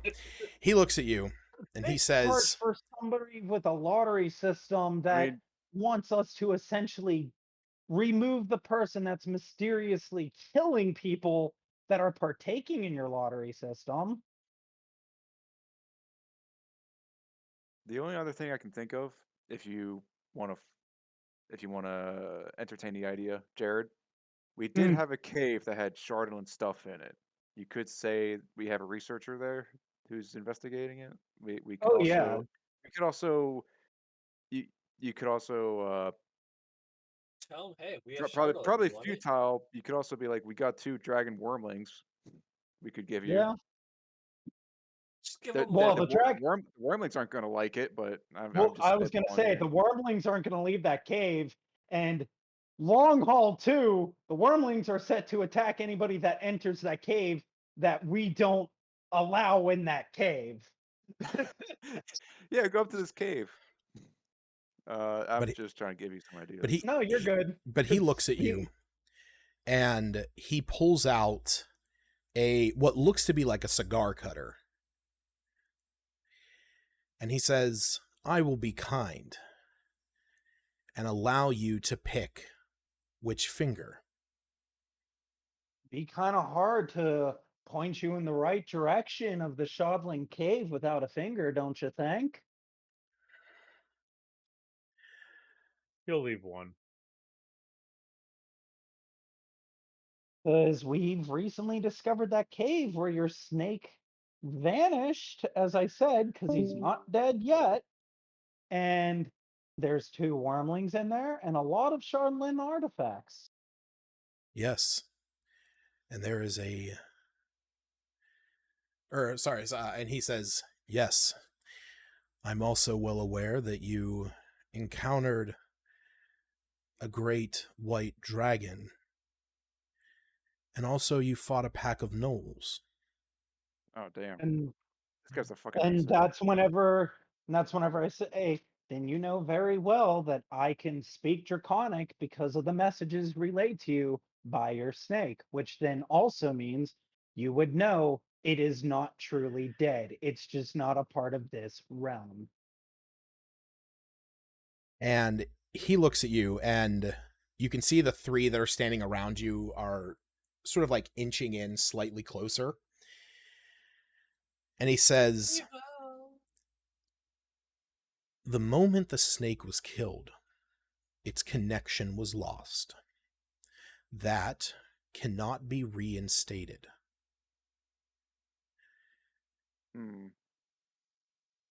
You have lost me, an invaluable scout. I would prefer your pointer finger, but I will let you choose." At that point, that's whenever I just kind of shrug my shoulders and be like, I guess that's on you for losing your scout. And then Oh my Misty God. stepped the hell away and fired the flare off that I have. Oh no. Because we do have emergency flares. We do. So, Yeah, almost everybody except somebody has one. I Misty have one. Misty Step can get you up to 30 feet. 30 feet. Yep. So That would be I'm 30 feet, probably out of the alley back into the main street. Yeah. You see Niyagiri. He shoots down this mist on the ground at your feet the moment you say that. And as soon as it does, you appear in the street 30 feet away. Do you set off your flare there, or do you run? I would probably start running first before I set off the flare. Okay.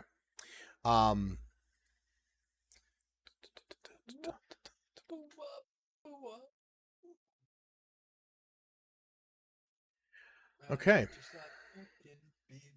So, what I need you to do is no. Reroll a character, Pact of the Legion on it. Yeah. Let me see. Shoot. I had this. I know I had this at one time. I'm assuming I'm outside when the flare goes off. Yeah, you guys would all be outside.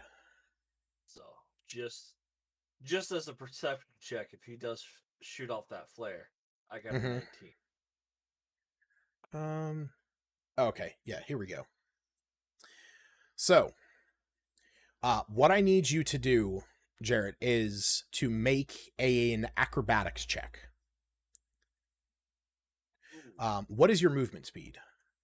30. Okay. 30. That's not a good acrobatics check. That is not. You pop out into the main road and you begin running.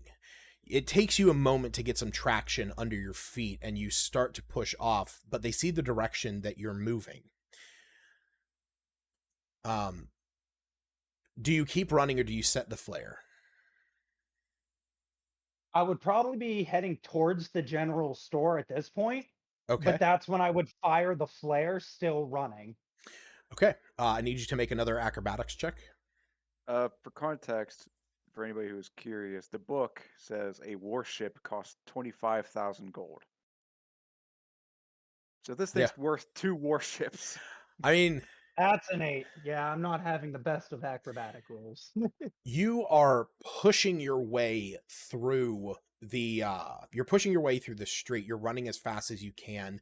The icy snow under your feet, while you've been tracking along for the past 4 days out on adventure and whatnot, navigating the smaller alleyways that are covered in snow and ice is beginning to weigh on you. You send your flare up into the sky. All of you are able to see this flare burst.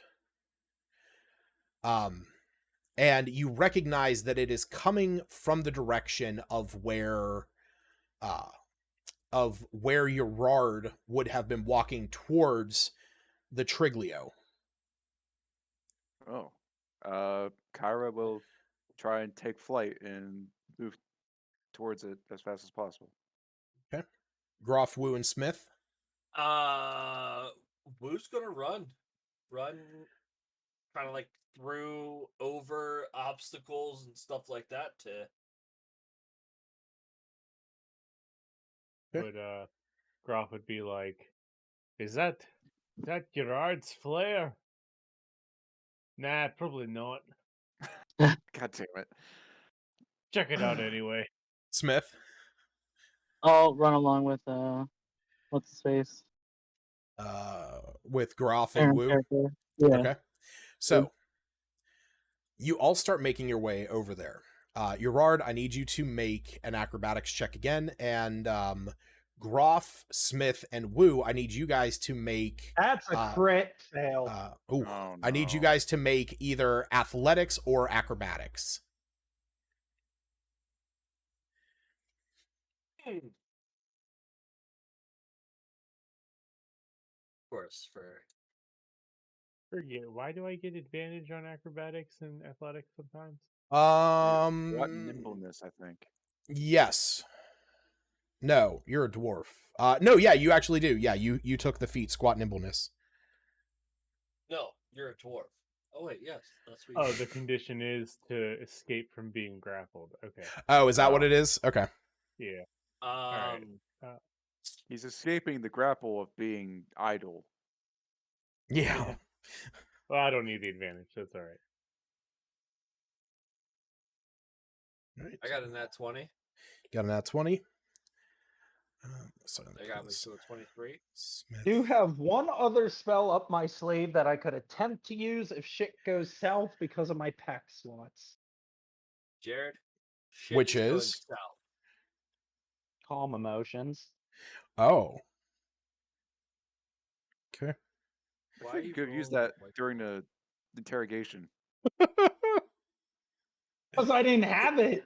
Well, I had it, but I was prepared because they need to be 100% hostile towards me. And I knew that Lucas could have bullshitted his way out of that going, he's not hostile. He was just going to take a finger. Yeah, he was very calm and collected and in control. Hostile. I mean, that is actively hostile. That's Um, why I said Wait, they if have you to be can make a hostile. you can Yeah. make a target indifferent about creatures of your choice that it is hostile towards. Let's be 'Cause glad the you're not going against Kakarot. But it's because the also you. other one, Mm. yeah, because the other one, like, yeah, I could have used it and been like, oh, they're hostile towards me, but that's only my preference. They were all calm and collected, so that's why I waited, because then I can argue, no, they definitely want me dead now. I mean, hey, I'll say in the future, if you're ever curious about that, just ask me. And because I mean, I probably would have given you benefit of the doubt to say, like, yeah, they're like they're like prepping to cut your finger off and, you know, like hold you down. It's pretty hostile. Listen, I spent a lot in Justin's campaigns where he bullshitted his way out of every situation with words. Leave me alone. That's fine. I don't actually think I have a better map than the one that I have. It's just gonna kind of seem a little bit off. Because I don't have it doesn't have a snow version. But I will use this. Listen, not the bad. only other argument I could have said is I bolt out to the water. And if I make it to the water, I just call upon our Policia sword friend. Oh God. All right. Well, actually, first, what I have to do. Yeah. So, I'm okay. So let me roll. So I got to roll for. Crit fail. Oh God. Yeah, I couldn't get that lucky. All right. So Gerard, as you turn around, you trip on some wooden barrels that are lying in your path. You stumble forward. Niyagiri going to pull you. You turn back. You only see 3 figures chasing you. Of course, he would send his minions to do the dirty work. As you get to your feet and you continue running, you see that the alleyway that you ran down is just slightly too small for them all to fit side by side as they were running, and takes them a minute to get down there. So go ahead and roll another acrobatics check. The rest of you, again, Groff, Smith, and Groff, Smith, and Wu, go ahead. Oh, sorry, I also forgot to have Kyra do it as well.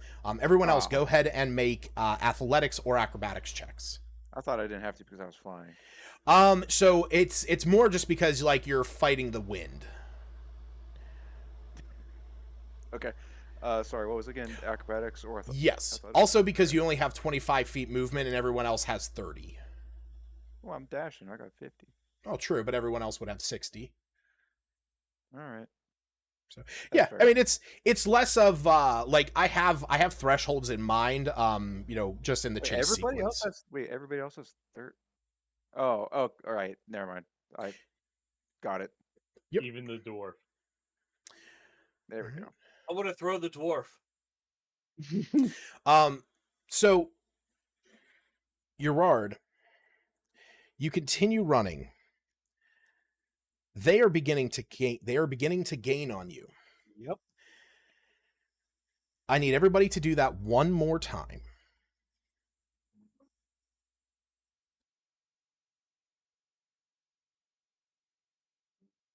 Well, that's better. Oof. Big oof.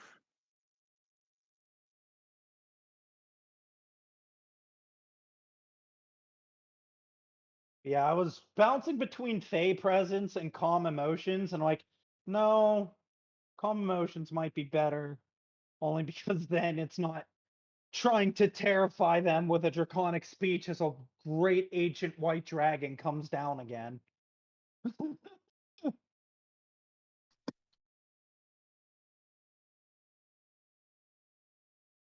I'm afraid no dragons. My new D&D source book, I know everything about dragons. Oh, I forgot about that. All new dragon stuff. Oh yeah, Sponsored by Fizzbanes. Wizards of the Coast. Honestly, not gonna lie, it's like coming out right at the best time for me because it has dragon themed dungeons, and I'm planning on using that for P5 because I've been like putting together my own, but I want to see what it has because it has a lot of, from what I was listening to, it has a lot of really cool features. Oh, I just had a sudden idea that might have worked, but I still would have lost the finger in the long run. Which was? He goes to cut off the finger, and as soon as the blade touches the tip of my skin, Hellish Rebuke triggers, lighting him up in flames. Oh, As I cast Fey Oh. Presence as well for the Terrified. oh I just had yeah. that thought. As soon as the blade touches the skin, I use Hellish Rebuke and just been like, so about my deity, but so here's the okay, and I'll say that's clever. Here's the only issue that I personally would have had with that, which I would have let you do something, would have let you do one thing different. You could have used Hellish Rebuke because it's a reaction, but you still had Misty Step prepped, which granted is a bonus action. So I would have let you use that to get behind them and then use Fey Presence as a full action. Yeah. And then you would have had to have gone from there, but you would have only been able to move with, you had to have stayed within 10 feet of them. Yes, for Fey Presence. Right. That would have been the only thing.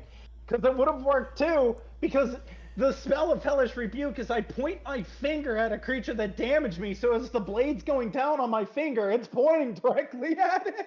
Yeah. All right. I just had that thought, but anyways, we are where we are. So, Smith has rolled fairly high this whole time. Groff has also done pretty well.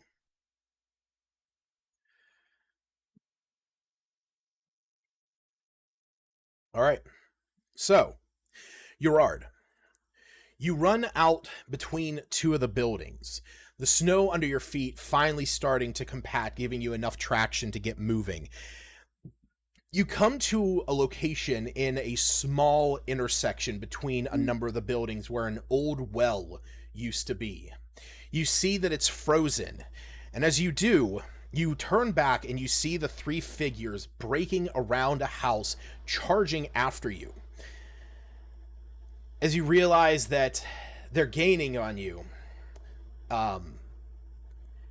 you look around, and in the distance, you swear that you can see something flying through the sky with a bit of color, and as well as hearing the sound of three other figures making their way around a corner as you see Smith break around a building. I thought you were going to say Smith was breaking through a No. building.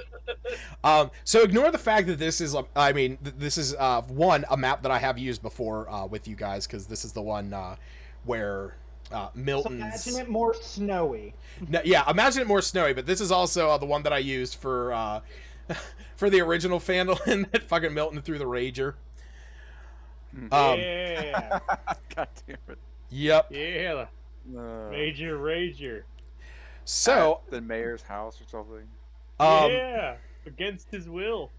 So I knew about it. I need everybody to roll initiative. There's going to be a bit of a pause, like once you guys start doing it, where Gerard could shout or do whatever. Now I get this roll. Thanks. Fuck Seriously. this game. All right, so I rolled a White Claw check for the Rager. And you, God damn it! Did you roll initiative? He's about to. Now I did. I was gonna say, funny thing is, Encounter Plus actually now as long as I have the encounter log, D&D or Encounter Plus sends over the initiative, and I was like, why didn't that roll go through? For fucking hell, it's White Claw. Yeah. Okay.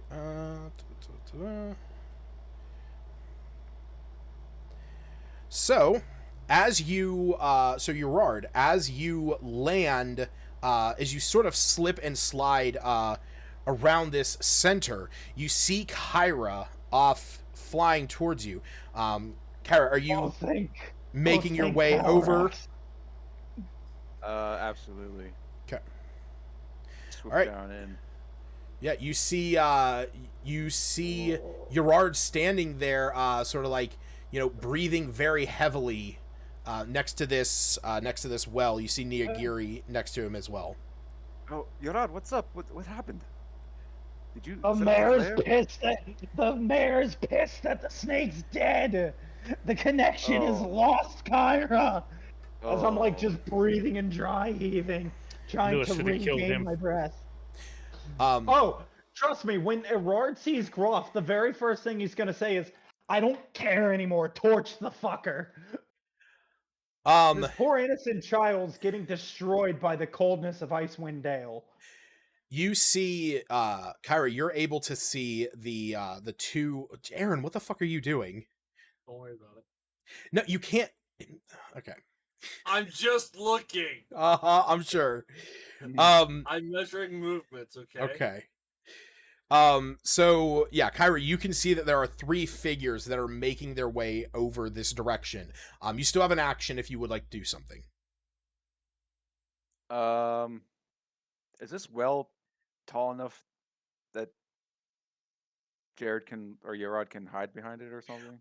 Yeah, it's tall enough that you would be able to get some cover on it.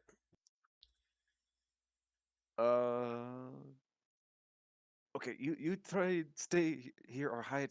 I'll see if I could try to distract him a little bit, and I'm gonna just take out my lute and just start strumming a tune, trying to distract him.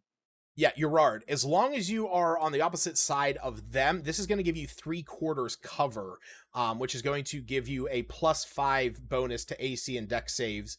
Now, granted, if they run around and they try and stab you or Trust me, something. the whole plan was having Neo-Guri sit on top of my head and just shoot them down like a sentry gun. All right. So what are you doing, Kyra? Just strumming a lute, no specific spell or action, but Oh. I guess the closest thing would be another performance. Just divert attention from your rod to me. I like the way you're setting this up for a complete different reason. Okay.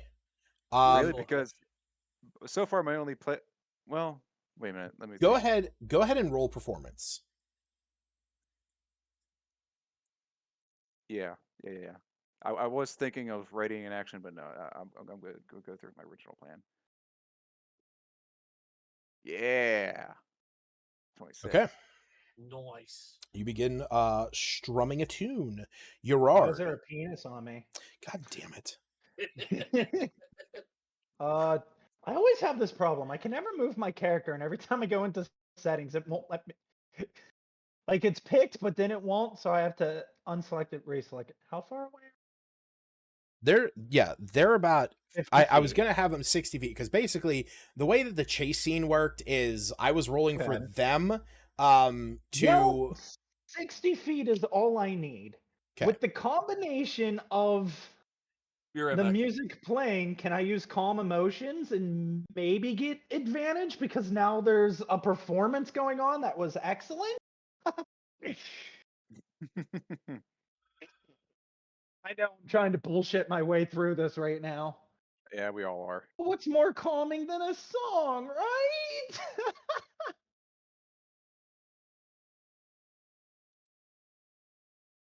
Screw it.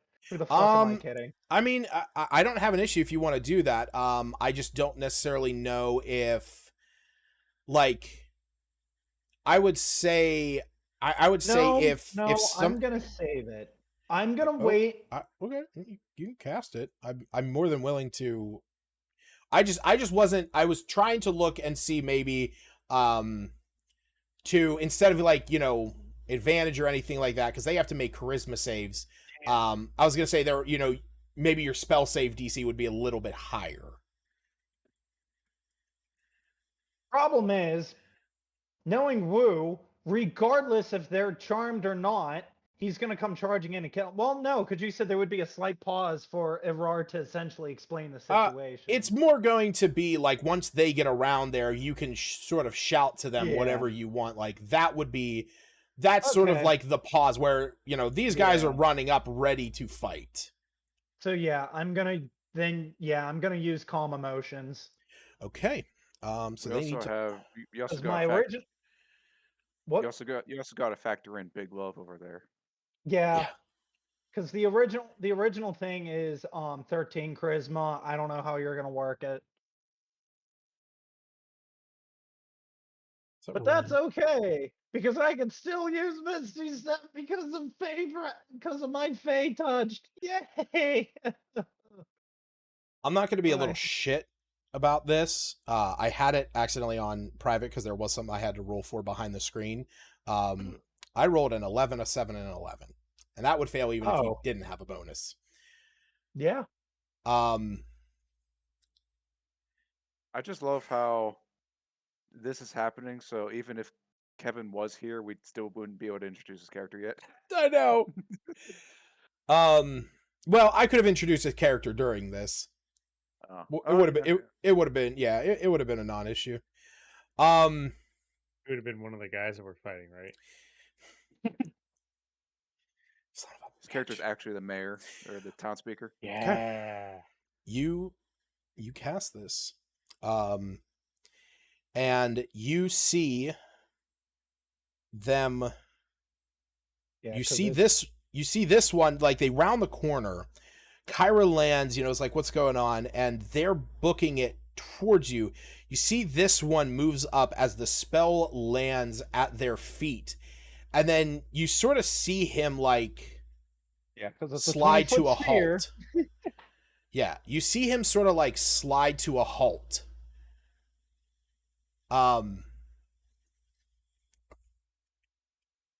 And then shit, I don't this is the thing that kills me about this particular spell.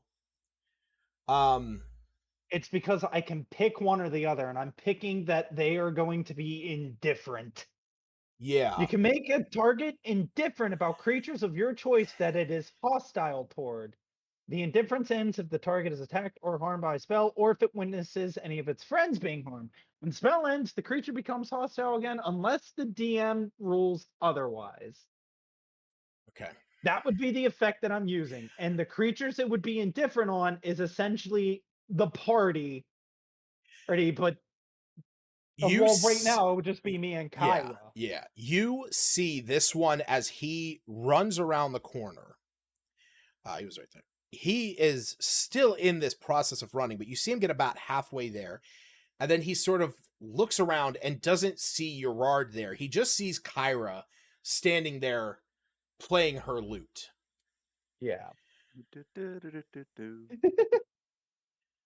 God damn it, Aaron. You know what? Fuck it. Hold on. She'll make a quick remark. Oh, I don't know if excuse me. I don't know, sir. It's a mighty fine day in here in the Dale, isn't it? And as I'm behind the well, since it is my turn, I'll kind of just be like, I used calm emotions on them, so fingers crossed.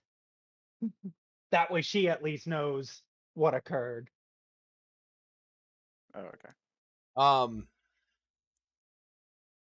He looks around. He has a crossbow readied in his arms. He says, "How the hell did he go?" Oh, you're looking for somebody. Yeah, but I think I did see somebody running off back with the way I came. To the southwest. Okay, as you say this, Groff, it's your turn.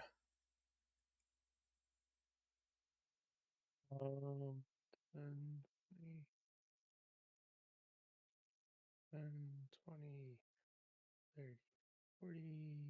Nah, I don't really get a good shot that way. Okay, I am going to. So far they don't know I exist, right? They don't know you exist. You also don't know what the reason for the flare going off Rard, was. yeah, and I'm assuming if you come up between the buildings, you'll see a Rard hiding behind a well.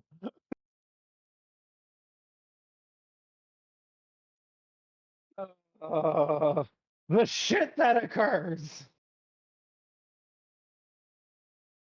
And it all comes down to Lucas's fault. And I'm just gonna use my turn to take a position around up where I'm at. Okay.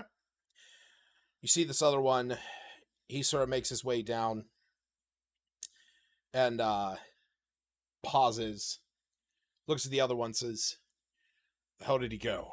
Or sorry, where the hell did he go? The other one says, Where the hell did he Yeah. go? he says, "I am not sure, but he could not have gone far. Not that I think he is worth the trouble anyway." Smith, you're rounding the sounds corner. That sounds like an easy persuasion check coming up. Smith, you round the corner. They're in this small clearing. Like it is still twilight. I was sort of trying to take into account your visions, but you would have at least, some visibility. You see Gerard with Niyagiri there, huddled behind this well, with Kyra playing her lute next to it.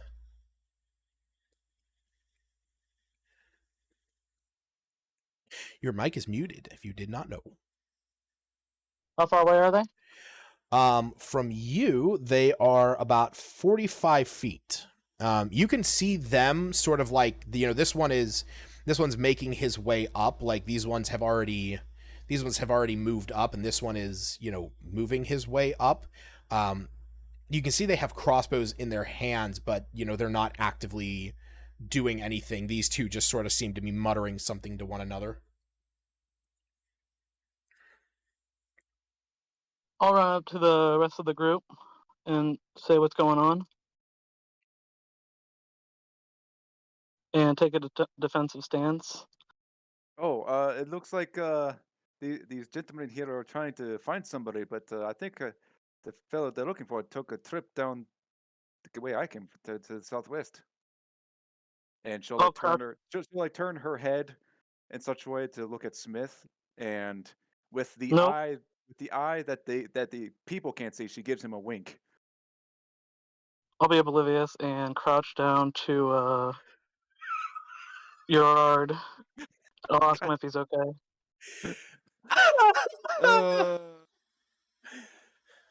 Gerard, are you okay? Now they're trying to find me. They're trying to kill me because the mayor's pissed that his snake died. We should have killed him. Groff was right. Never thought I would say that, but just I used calm emotions on them. So I'm right now I'm just hiding. Hopefully they'll go away. I'm glad, Justin, you're back to hear that. Me too. So it would be much appreciated if you just stand back up and act like I'm not here. I've Ooh, already used all my movement, right? Wait, say that again? I've already used all my movement, right? Yes.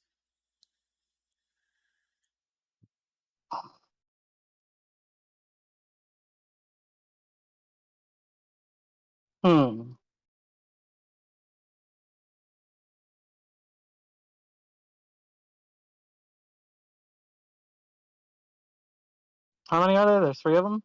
Yeah, 3 of them. You see 2 of them are standing there. They seem to have like muttered something to one another.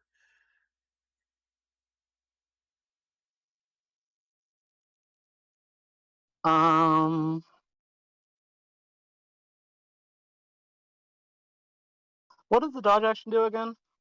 The dog Makes it harder to hit me, right? Yeah, so any creature that targets you with an attack rolls with disadvantage.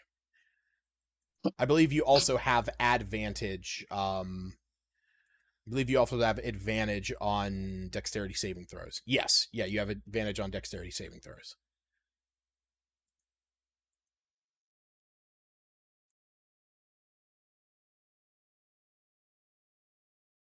But they're not, like, are they coming closer? Those 2 have sort of stopped there. There is another one in the back that is like going to group up or going to meet up with the other 2. I'll take the dodge action. I'll stand Okay. back up and take the dodge action. Okay. Woo. Is he Ron. back yet? I don't think he's back yet.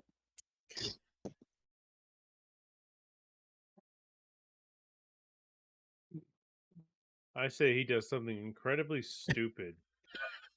I sort of am afraid that he would. Yeah, he's gonna. Let me message him Fuck real up fast. the entire thing of me hiding. Now, did they see me crouching down? Come on, they saw that, right? I mean, They they most definitely saw you crouch. they most definitely like basically to them what this moment up until now has looked like is they were tasked with chasing this kid down and either killing him or getting that finger, or vice versa, whichever they felt the desire to. Kill me and put the finger on a necklace. Yep. They rounded the corner, and then all of a sudden, almost like that that I think it's called like the doorway phenomenon or something like that, where it's like you walk into a room and you forget what you were going in there for. They almost like rounded the bend around these houses and then like almost just lost the care to chase after this guy. We do not get paid enough for this. Yeah. Woo, it is your turn. You see Smith. He ran out. He sort of kneeled down next to Gerard, and then stood up and took a defensive pose.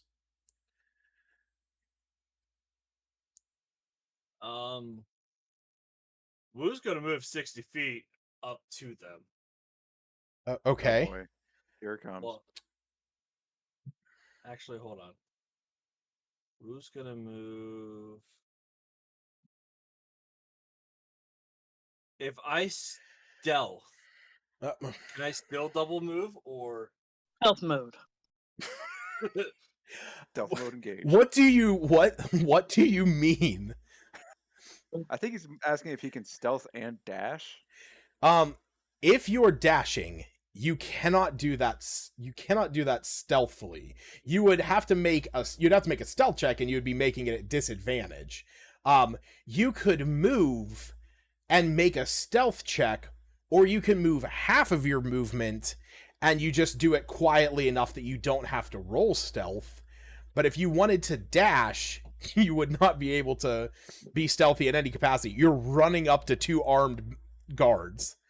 Unless you roll 2 nat 20s. So, since I wasn't here, what is the context of the two? Okay. Context is they ripped around the bend. They only saw Kyra playing her lute. I used calm emotions on them to make them indifferent to me, so they don't even know if I'm still here or if I'm even worth the trouble right now. And that's why they're stopped there, pondering if they should even continue looking for me. But Context is you don't see him right But- now. You're around the building. Woo would not know that. Woo just sees Smith, who crouched down to Aurora, who's holding his Yes. chest, trying to catch his breath behind a well as Kyra's just playing a lute, and Right. Smith, and that's about it. That is Woo's context. You, Smith, and Groff have ran up to this square. You see Gerard, who is crouched behind a well. Kyra is playing a lute next to him, and Smith has knelt down and looked at him. You saw Groff sort of stop, turn around, and start going around another building. Thank you. All right, so I'm gonna hide behind. I'm gonna stand behind this fence here. Oh, And okay. kind of just wait to see if they either come and attack me. Make a stealth check. Or- Are you doing this stealthily? Fuck no. They know. They know I'm standing there. Just I'm waiting to see what's going. Other so guy. He's just are you there standing? menacingly? You're right. Are you I'm gonna standing shoot. there I'm gonna menacingly, or are you just like walking around the corner as if nothing is happening and you're just standing there by the fence? Just walks around the corner like nothing's Because- happening, strolls over to the fence and pulls out his sword and just go, Right. guys, beautiful Like, morning, isn't it? what is Come your? up and I'm gonna shoot him in the back of the knee so he falls down and at least covered. I mean, what is the attitude? What is the attitude? What is the air about you as you walk around the corner? All he knows is that there is 3 guys that are potentially chasing his buddy. Okay. That he has no idea if they're going to attack him or not. Yeah. And Right. he just wants to be at a distance. I get the mindset. I want to know as you walk around the corner. What the fuck are you doing? Are you like running around the corner because you would have had to have dashed to get to there? Yes. So you are moving at double movement, and you're basically going behind a house's fence. Yes. Is this what it's like to play with me? Yeah. Kind of. Yes. All right. Are you doing any? No, because that would have been your action. That's all I'm doing. Yeah. All right. God fucking damn it. This guy walks up, and Is he casually walking, or is he like? he's still moving at a pace of urgency. He's not dashing, but he is getting up to there, and he looks at them and says, "What the hell's going on? Where the hell did all these people come from?" And he looks over at the other two and he says, "So now what?" So because they haven't seen Gerard, because their perception is beating is beating Gerard, at least hiding behind there. So Kyra. Just continuing my plan at the moment, just casually walking up like I'm about to pass them on the right.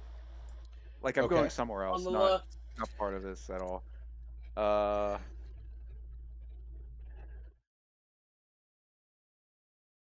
While walking past them, just say, "Oh, you fellas looking for somebody?" Sorry, my God, I Opportunity attack. had to eat something so bad. He says,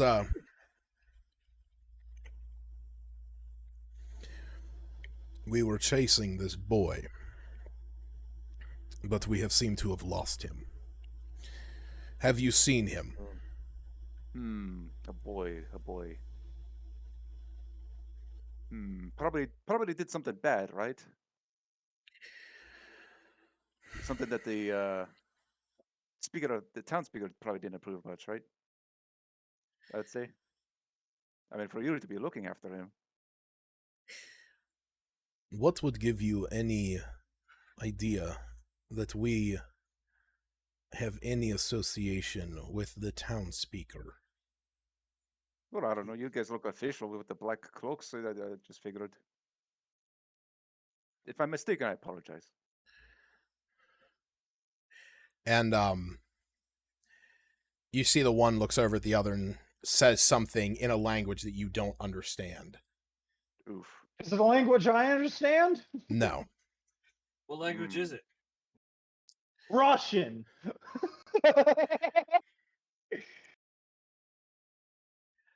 You are. Or do you do an action?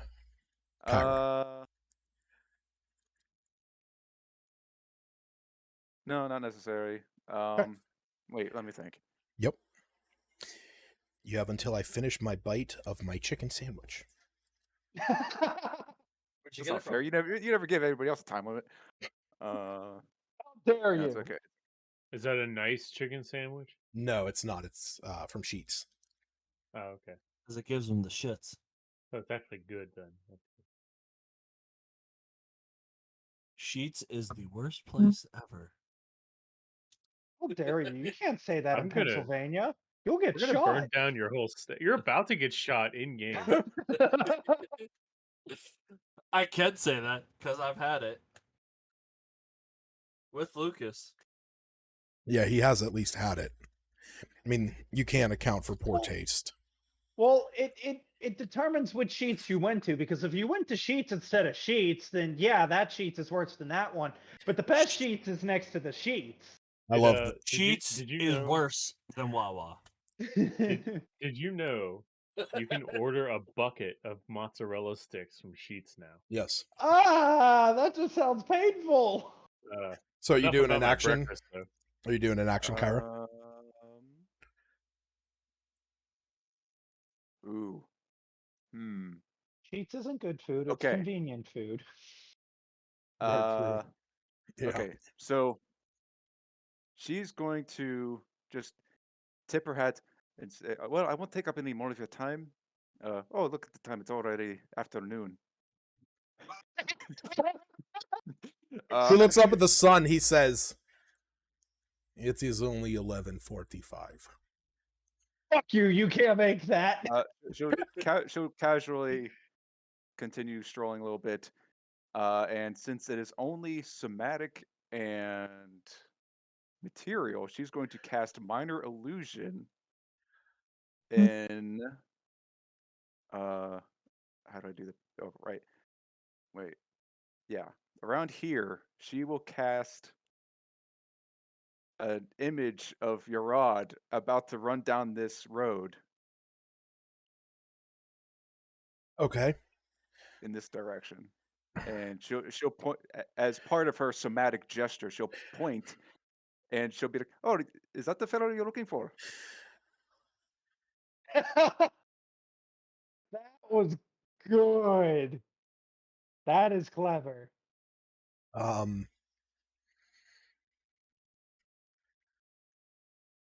Oh boy. Yeah, this could go bad. It's okay. As long as they weren't attacked, they're indifferent about the illusion because they're indifferent about me. All of them, or just the two? All three of them.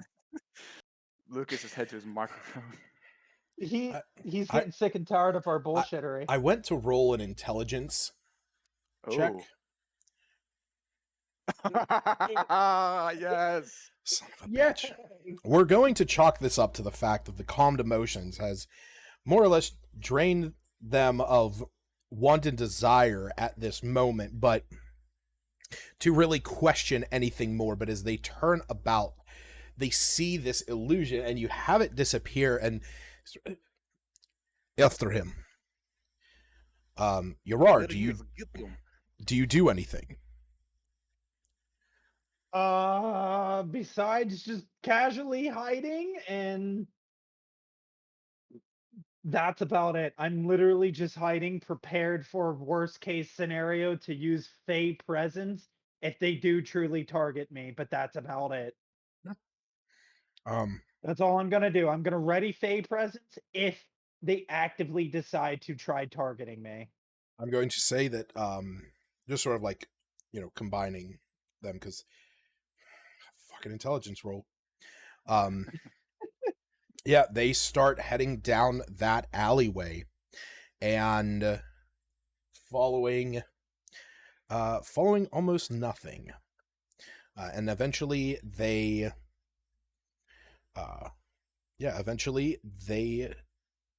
disappear out of sight.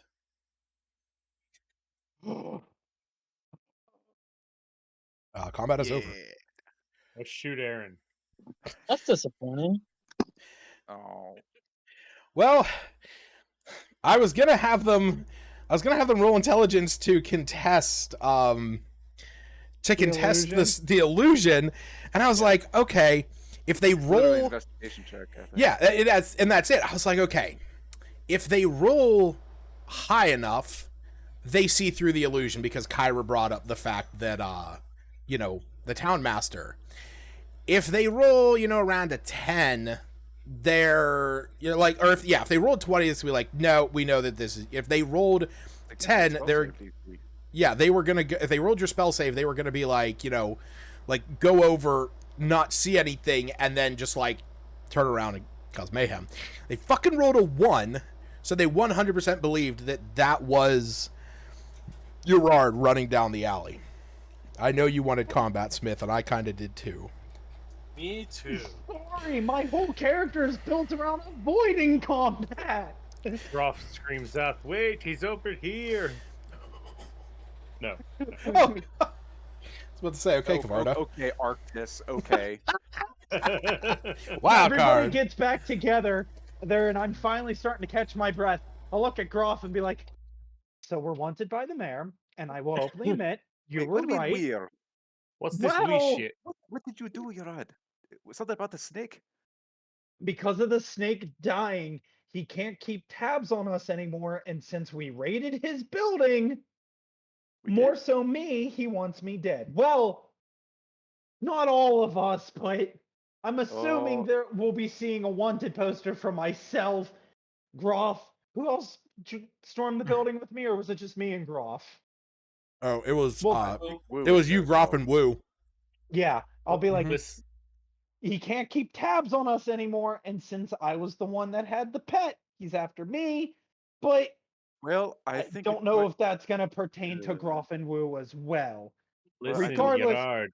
I'd only used but a minor illusion to fool those goons. I think we'd better make use of Keegan's offer and head back there to lay low for a little bit.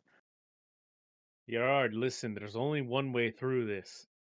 Back in the Fire Fists, we had a technique to yes, change yes. people's appearance.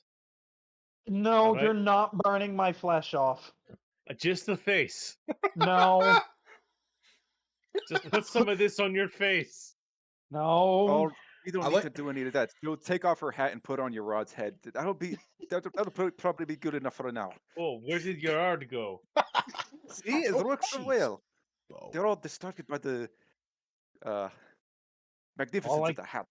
All I gotta say is, thank God he hires more brawn than brains, goons. We should get out of here, though. Hank Calorax, I agree. We need to go. Where are you going? Well,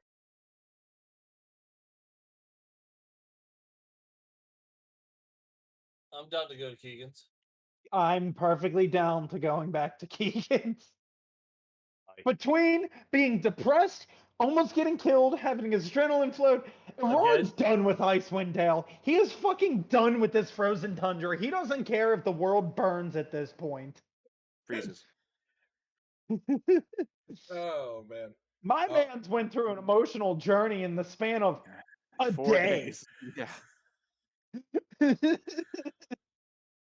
Oh boy. Oh, sorry. I had just this mic's positioning was starting to bug me. Oh. There we go. That's a little bit better. So fancy. Oh yeah.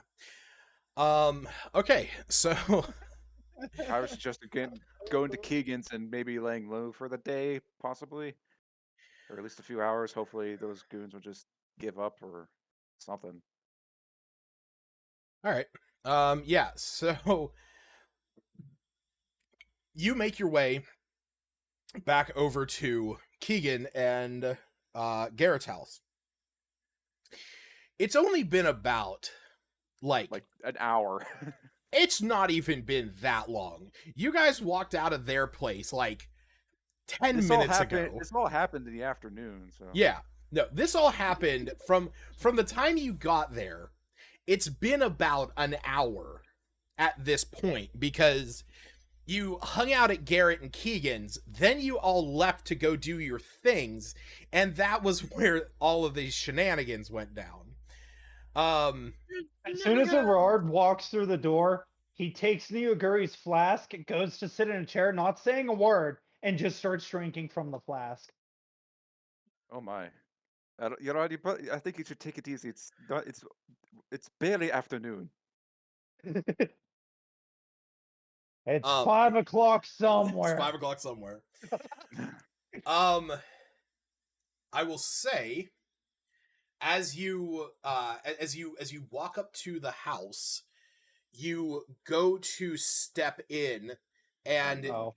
the door is open. Oh no, the mob got to them. God damn it, this fucking mic is starting to bug the shit out of me. Trying to remember how I had it, but I know the way I had it. I fucking hate it. There we go. So you walk into this house, and you sit down, like, just Excuse me there, Keegan, or get it? just in a flurry of, like, you know, frustration, and you have a little flask in your hand, and you sit down in the chair that you were sitting in before, and you take a drink, and that's whenever you look over and you realize that Keegan and Garrett were in the middle of something. Coitus? God. Please tell me it was coitus. You're right. You should always knock before entering somebody's home. As I they think I was the first one in. as they both are Apparently I like, was. you know, like they have like a really nice pelt over top of them, and they sort of look over at you a bit wide-eyed, and they're like, Essentially just stand up, close his eyes, and go, "My apologies, but I almost got murdered by the mob," as he just walks back towards the door with his eyes closed, drinking from the flask again. When I said he's fucking done, he's fucking done with all of this shit.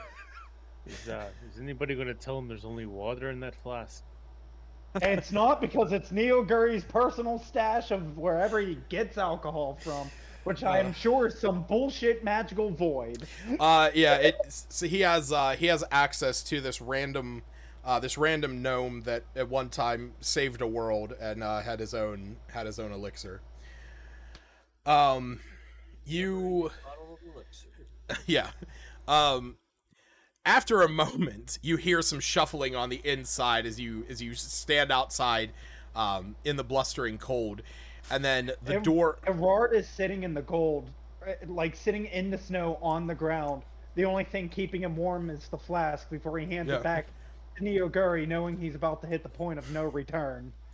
As the door opens and you see Garrett and Keegan standing there, and Garrett says, "What happened? Come inside." All right. Before entering, Kara will look around to make sure the goons aren't after us. Haven't seen us. From what you can see, like I said, there is still enough twilight that you guys can sort of make out the surroundings. You are not currently being pursued. Well, first of all, thank you for having us. I know this is sudden. Garrett, like, sitting there in his chair that he was sitting before, says, "Yeah, it was a bit sudden. What you guys left like 5 minutes ago. What happened?" Do you remember the flying snake that I had? Garrett. Well, it had magic. Yeah. Yeah, Garrett nods. I don't think Keegan's gonna. Well, yeah, No. Garrett, never. Yeah, they both do, because Keegan saw it whenever he was, or no, yeah, he would have seen it there. Garrett definitely saw. Garrett saw it actually fight. Yeah. Apparently, it had a magical connection to the townspeaker who was keeping tabs on us while the snake's dead. So, townskeeper can't keep tabs on us anymore, and now wants me dead. Or all of us, or whoever's. I don't know. Wait, the town master, Nerith? That's the one that runs a lottery that's rigged and everybody's dying. What? Keep in mind, Erard has had quite a lot to drink. Yeah. You see a little bit of confusion between the two, and they're like, "What are you talking about?" And Nerith, yeah, I mean the whole lottery, that was something that the town decided on.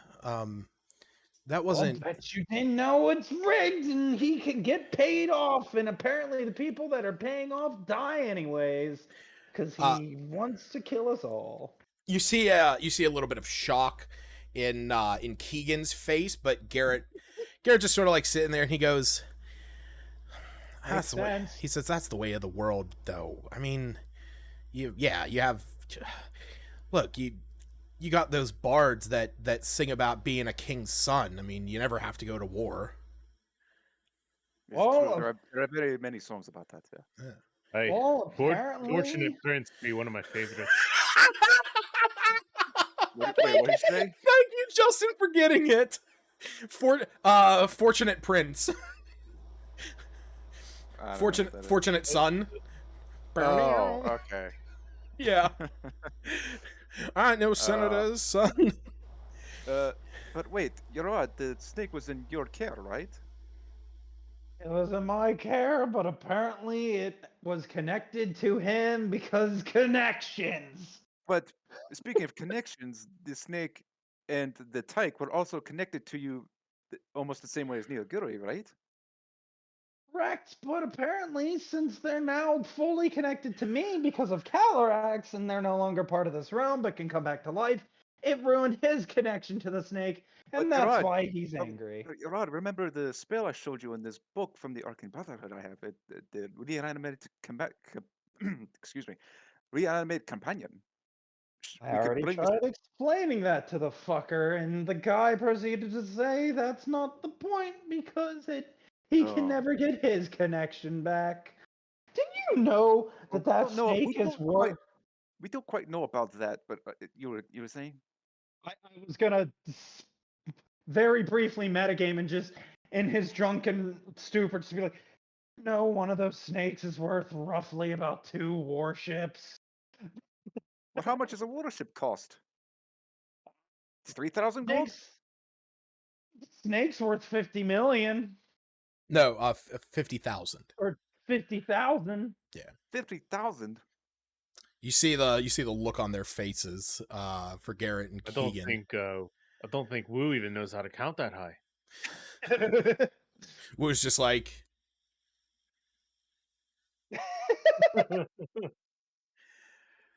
I got it to 10. I need more fingers. and Garrett and Keegan look at you and they're like, what are you talking about? I mean, Nearith isn't a bad guy. He seems pretty, at least vindictive. He's Well- upset because we found the ploy to his lottery. Groff was gonna burn down his house. And him. I mean, he can be a bit rough around the edges, but I mean, he's pretty cordial. He's very down to earth. I mean, he came wanted here to cut off my finger for losing his snake or my life. You see that you see they have a look on their face of just more or less disbelief. And they said, but Do they? Because that's a 21 in my drunken stupor. yeah, I mean, I'm not saying that you're not telling the right thing. It's just they have reason to believe otherwise. Yeah. And he's, and Garrett looks at you and he says, look, I mean, regardless of whatever you claim, and I'm not saying that I don't believe you, because you guys helped me out of a very difficult situation, and I'm here because of you. Town. But he was elected townmaster because of how popular. I mean, the amount of money he brought into Targos is just immense. And apparently not as much as his 2 snakes. Which, let me ask you this. For a man with all of that money, you don't think he's into some shady bullshit? And he sort of like shrugs his shoulders. He's like, yeah, but I mean, I get it. He's good for the town. This entire country's fucked. I'm just saying, I don't want to say I don't believe you. He doesn't believe you. I just don't know if you're going to be able to convince anybody about this. I'm fully aware. Well, I believe you, Yarad.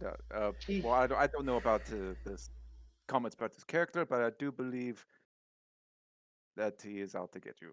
Trust me, I mean, I've seen it when firsthand. Groff and Wu and I were standing in his building, Groff was ready to light the person on fire. He made it very a point that the townsfolk would have had our heads on a stake.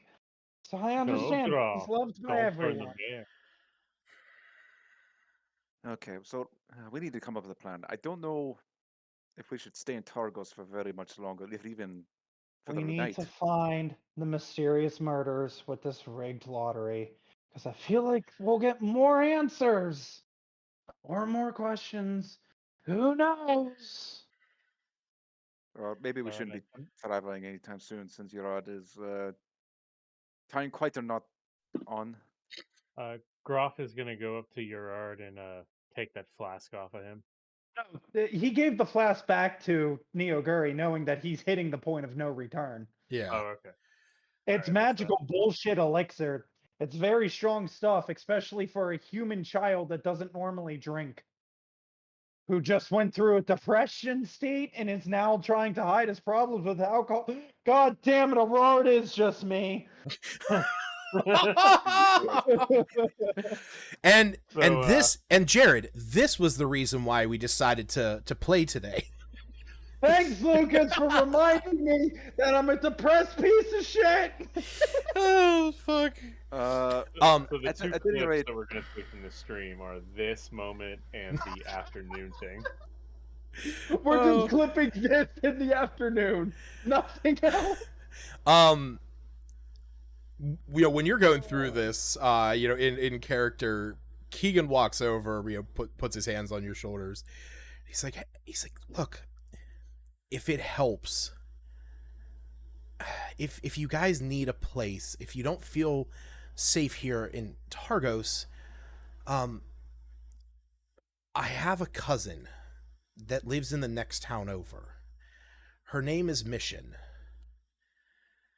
She's a priestess of a Montor. I'm sure she would be willing to at least help you guys lay low, even if it's just for a short period of time, to let the heat die down here. How many days do we have until we have to go to the next town for? We got like 5, For what? I think, for the next drawing of the lottery for the Oh, yeah, alleged because it. murder. Yeah, you have. The 13th or 14th. It's the 15th, Oh, and it is currently the 9th. 6 days. then. Okay. Yeah. So yeah, with that, By next time over, do you mean Bryn Shandor? he nods. He says, she's like I said, she's a worshiper of a Monitor. You guys might actually have more in common Why than would you worship a minotaur? God damn it. She sort of like thinks for a moment. She goes, I believe the Southerners call the god Lathander. Does that bring any attention to me? Anyone can roll religion if they want to Okay. try and discern that. Was Lathan? Never mind. Anyway. I got a 12. 18. Smith, do you want to roll?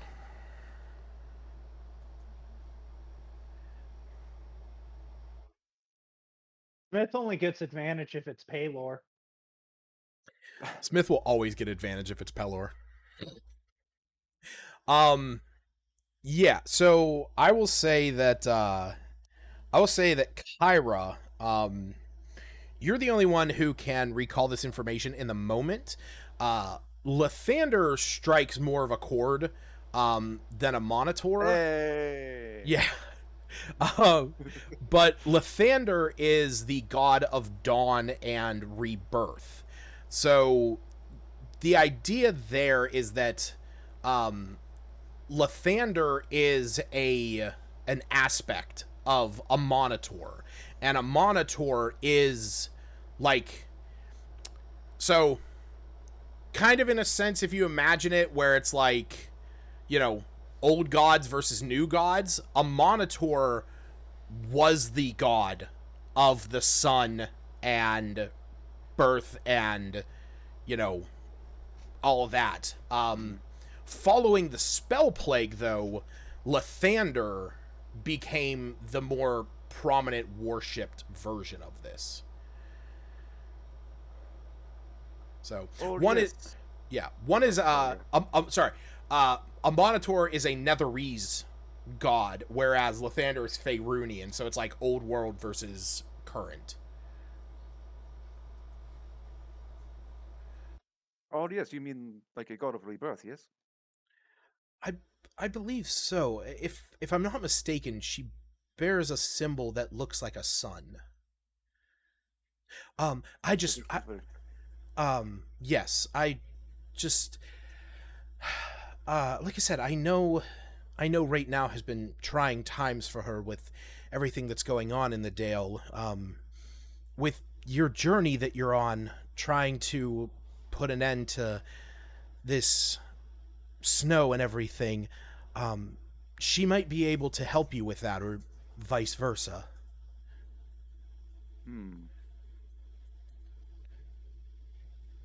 Well, we do have a few days to get up into Tourmaline. Do you think we can make it work, team? Head over to Burinshander. It's not that far from here, right? Garrett says, well, Brindshander's about 3 miles east. Tourmaline, or he says, Brindshander, if you're moving at a good pace along the road, it's going to take you about 4.5 hours. But if you're heading up to Tourmaline, without a good sled dog, it's going to be about 12. Or at least at least a good day. He says it'll be a good day's travel up to Tourmaline. Well, I propose we take up Keegan's offer with his cousin, and head down to Brindshander. Erard just kind of nods. Definitely don't want to stick around here just in case. I mean, we don't even know how many goons Townspeaker Nath has in his command, right? Sure. Nope. Who knows how many he has around all of Icewind Dale?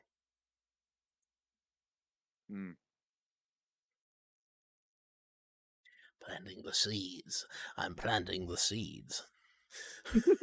Or like throwing them in our face. Yeah. Take now my clues. Now introducing the seed shotgun. I think that if we leave now, we can probably make it to Brindshander by twilight. Because it's only like noon or something, right? Yeah. Yep. Yeah, you guys can move you guys can move. It's still, it's noon right now. It's 3 miles to Brindshander, which luckily there is a main road that goes from Brindshander to Targos. So you guys will be able to make it there in about 2 hours, which will get you there right as twilight is sort of waning. Yeah. Let's go. Lucas, you can throw in a random encounter since everybody wants combat, apparently. Combat, wombat.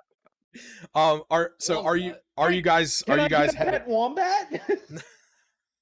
Are you guys heading out of there? That's what Kyra's suggesting. Everard agrees.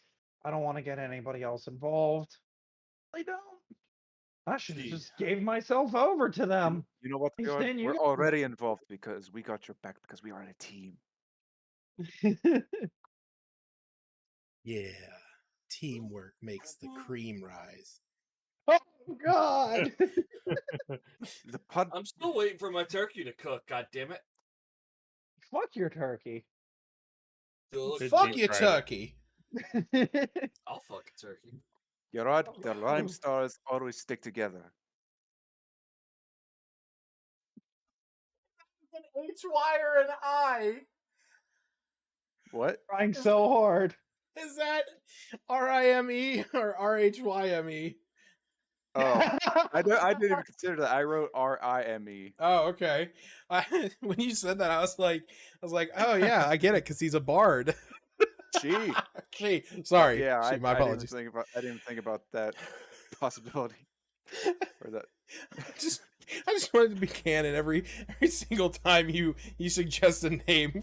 Fucking somebody in the party's like, yeah, no, and you just move on and come up with the next one. That's what's fucking Gruff's been every single goddamn time. Not just the pure canon. We're never going to have a name of the group till the end of our goddamn campaign for Gruff to finally go, Oh, don't worry. Don't worry. I have like 6 other ideas. Oh, I love it. I love it. All right.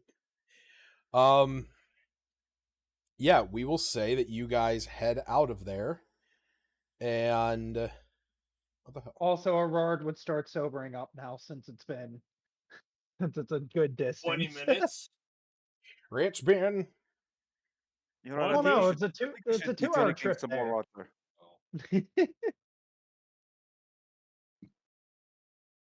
I suppose. Oh, Jesus. You know what? Let I me. know, All right. right? All right.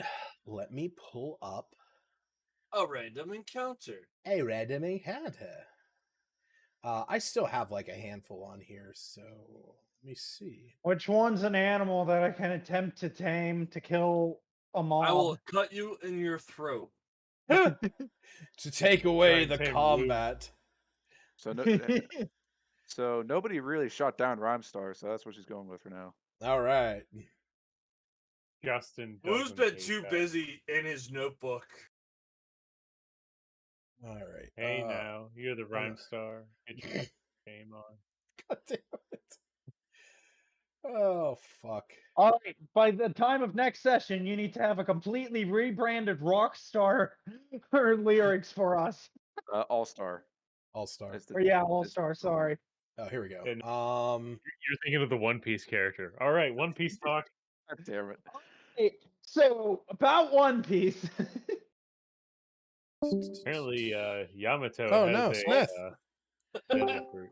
He heard One Piece and bailed. All right. I kind of So like Big Mom this. dies and they become part of the Straw Hat Alliance. I hope so. I don't know how I feel about Katakuri and Bartholomew standing side by side, though.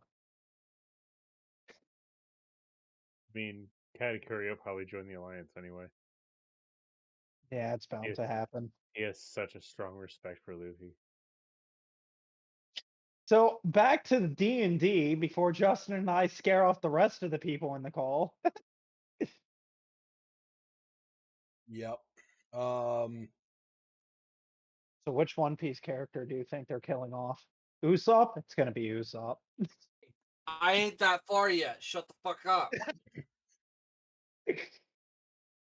Which straw hat's your favorite straw hat? Mine's Jimbei. Oh wait, spoilers.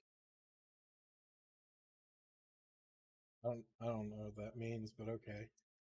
Jimbei is a character that is only mentioned once in the first 100 episodes, but then you don't hear about him again for 500 more episodes, and then he maybe is like thinking about joining the crew 100 episodes later, and then finally Jesus. joins the crew another 300 episodes later.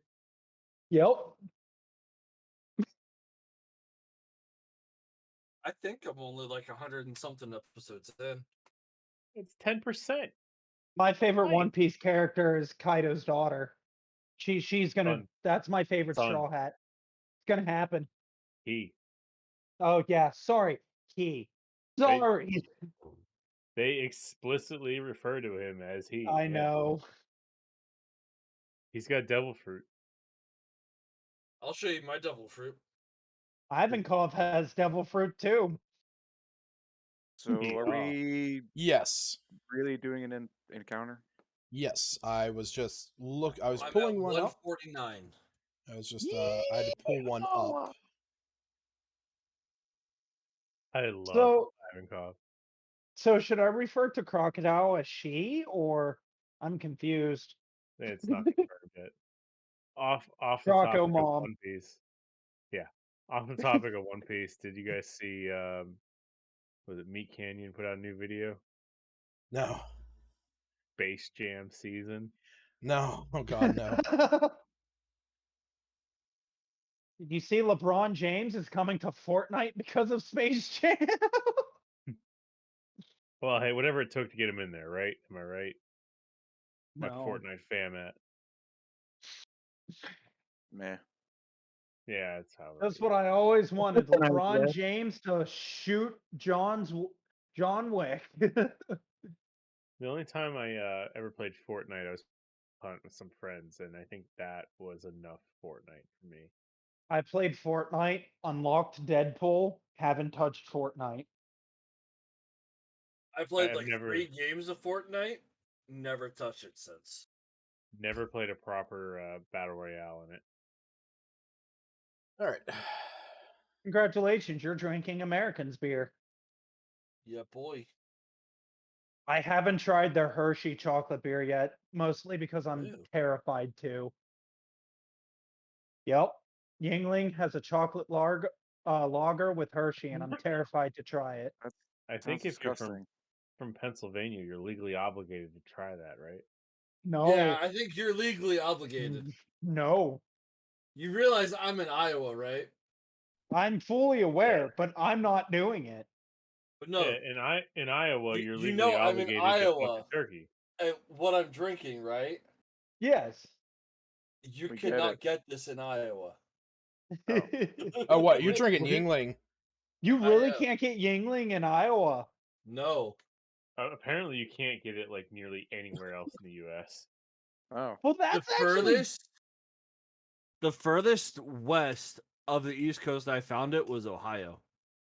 that Yeah, makes I was sense. gonna say, because even then outside of Pennsylvania, it's scarce, because whenever I was down in Virginia and I was trying to get Yingling, only one bar had it. Yeah. What's that? You guys want In-N-Out? Too bad. You get Yingling instead. Oh, Dude, I would rather have Yingling than In-N-Out. Fuck In-N-Out. I've never had In-N-Out, so I don't know. Can't make that judgment. In-N-Out's just a burger joint. Yeah, I like burger. All right, who wants to go to Well, it's- pilgrimage? Who wants to go to In-N-Out? Where is the closest In-N-Out? No. We're going to Topsail Island for Hardee's. There you go. Dude, I have a Hardee's like right around the corner from my house. Okay, Carl's first of all, Jr. I found a Hardee's near Ross Park, so you don't have to go 10 hours for Burger King, essentially. But Burger King's fucking gross. it is. I'm glad we agree on that. All We right. have something Yep. in Oh, is the Uh, encounter ready? Burger King Yes. burgers are gross. Yep. And McDonald's burgers are gross. But Altman's gone. Waiting for Altman. All right, for real. Does anybody want to get in a car and go to Shake Shack? I want to try As long Shake as they're Shack. shit and shit. Yeah. How? Where's that at? It's like 4 hours away in Ohio. Sure. Oh, I'll meet you in Ohio. All right, I'll pop the tires in your car and leave you there. But All right. I am off. All right, I'll just pee in your gas tank then. I'm off next Tuesday because I I picked up a Sunday shift for next week. Why? Because we don't have D&D next week. I do. I picked up that Sunday shift because I'm like, you know what? Yeah, I can work a 6-day work week. That way it goes ahead and amounts up to my paycheck for vacation. Yeah. I spent all all right, my DoorDash money, so I gotta go DoorDash more. I'm gonna go take a leak, and then hopefully Altman's back Oh, yeah? whenever I come back, and then we'll start this encounter. Is it green? Thank you. That's what I was thinking.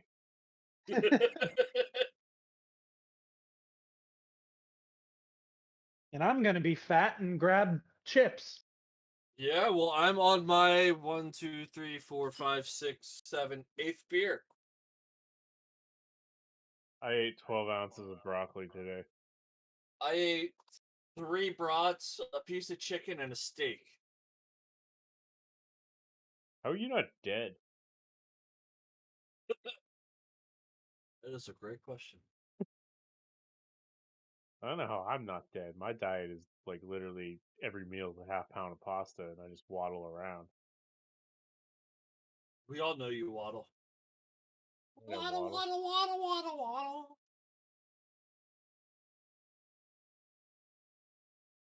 All right, so let me see.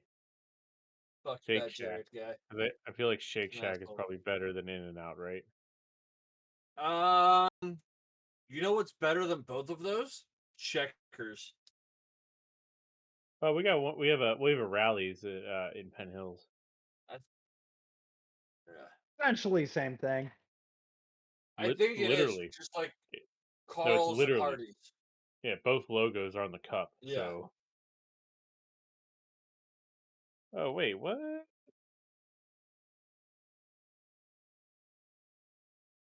I'm watching Food Wars.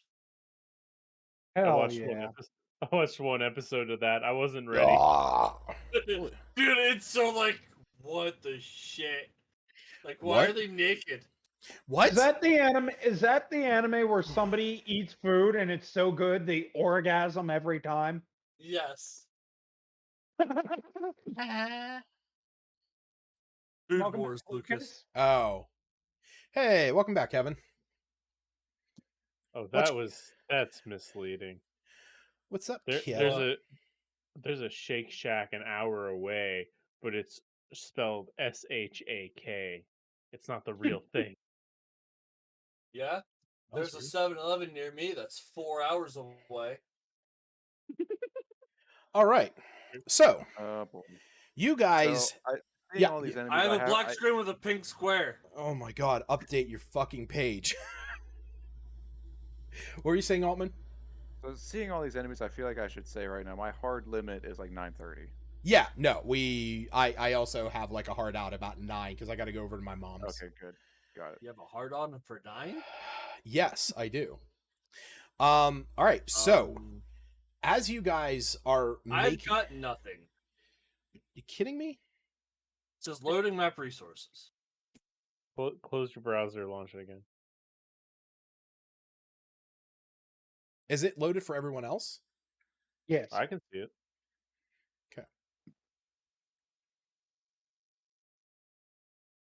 I can see it too. Is this a big map or? Not It is really. a big map. I mean, I guess I mean, I'm like zoomed out all the way, and it's still like pretty big. it is fairly big. It's also the fact that it's a VTT file, so that's probably also not helping it. You said Virtual loading map tabletop. resources. What'd you say, Altman? I was just trying to figure out what VTTT means. Oh yeah, virtual VTTE. tabletop file. Cool. Is it loaded at all, Aaron? Fuck no. Do you want me to just stream it over Discord? To make Sure. it Might as well. Because this is what I see.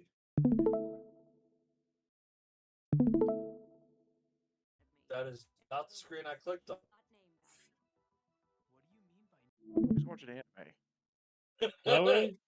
Like I said, that is not the screen I clicked on.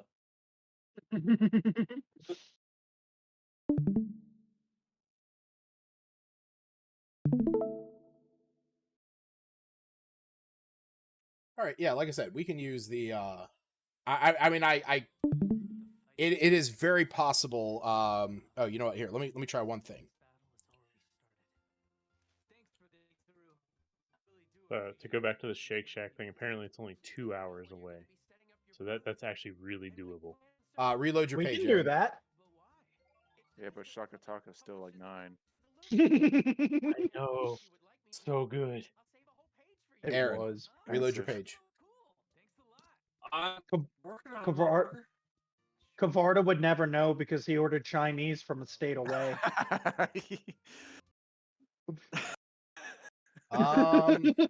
Yeah, I don't really know what to tell you, man. It should load. But like I said, we can just use my map on Switch to Discord. Firefox, scrub. Oh god, no. So, Like, Actually using Edge. as you guys are making your way to Bryn Shander, you're about an hour. You're about an hour out of town when you hear screams and shouts carried on the wind. The snow is blustering, and the sun is beginning to set. Not entirely. I mean, it's always pretty much set. Hmm. But you peer up Man. into an area where you see some snow-covered rocky outcroppings. You see that a wagon has been dragged up by there as a collective of orcs is raiding it. From where you are, you can see, or as you were sort of making your way around to get into a better position, you can see that there are 3 humanoid figures that are laying on the ground outside of the caravan, and there's also an orc standing atop a rocky, like a rocky fixture, and he is the one that seems to be shouting commands. Oh, Is he I- speaking what- them in common what- or giant? He is in orc because they are orcs. What is he saying? Because I speak orc. Okay. Ooh. He is saying, "Get whatever supplies you can. Kill them if we have to, if they struggle too much. But just get whatever foods, whatever gear you can." Right, so I have no qualms about attacking them because I know they attacked this wagon, right? Oh yeah. Like you can see Okay. that the wagon is sort of like the canvas on it is shredded and torn. All right, I'll relay to the group. I overheard the orc commander. They definitely attacked that wagon. We should move in. Fair enough to me. Orcs. I didn't even know the orcs could be this far north. Oh yeah. Actually, those of you that are from Icewind Dale, go ahead and roll me history checks. So that's everyone but Urard and Kyra. Really weird too, because the true orc leader for this region is a half orc, missing an arm and everything. It's really weird. Oh, so he's almost literally half orc. So I would say the only one of you that even slightly recognizes it is going to be Smith. Smith, you recognize that they are bearing the symbols of the Many Arrows tribe of what? Nothing. Oh. That they're bearing the symbol of the Many Arrows orc tribe, a crude skull impaled by 3 arrows. But something has been painted over top of that. But you're not really sure what that symbol is. Let me add these guys to combat. And take these ones out. Aaron. Yes. Fuck shit. All right. So, go ahead and roll initiative. They have a penis cart. And I'm going to say that you guys will have a surprise round because they have yet to notice you. Yay.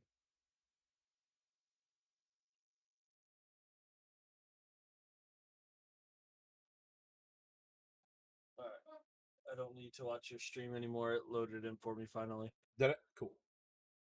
About time. I know, right? So I'll just go back to watching my anime on the Discord screen. That's it. All right. So You should like be I said- watching One Piece. Like I said, you guys are going to get top of the order. Now I will say that oh sorry, I should crap. I meant to do it's like half daylight, so you can sort of make out their shapes. You just can't make out full colors and stuff like that. Kyra, it is your turn. Oh wow. Fucking Aaron, that's- quit fucking What? moving. I stopped clicking, my dude. You were doing something and it let go of my dude completely. These rock pillars. How Yep. high? How tall are they? I'm going to say the ones that are right next to you are about 15 feet tall. So Okay. the ones, yeah, that one. So these two are going to be about 15. Same with the peaks of those. These ones are about 5 feet off the ground. Gotcha. Okay. I will. Oh, I need to set my token. I will move over here. Whoa, Okay. that's- It's because it's moving you around, but yeah, that's fine. I understand your movement. 20. 5, 10, 15, 20.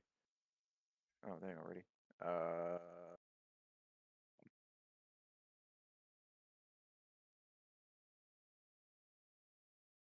Yeah, 15 feet over here, and then 10 feet up. Okay. Uh, Well, I mean, you can move diagonally. oh, right. Hypotenuse. Yeah. Cattywampus? Um. Uh.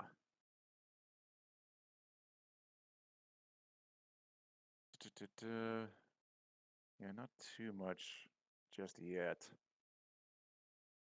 Do I have a decent line of sight from this angle? I'm trying to be like half cover because of just the way that thing's shaped. Yeah, I would say that as long as you make an effort to duck back down behind it, you would be in partial cover. Okay, and then Peekaboo. ooh, I should do that. Ooh. I will cast Aid Okay. on Woo Smith. Uh, hmm.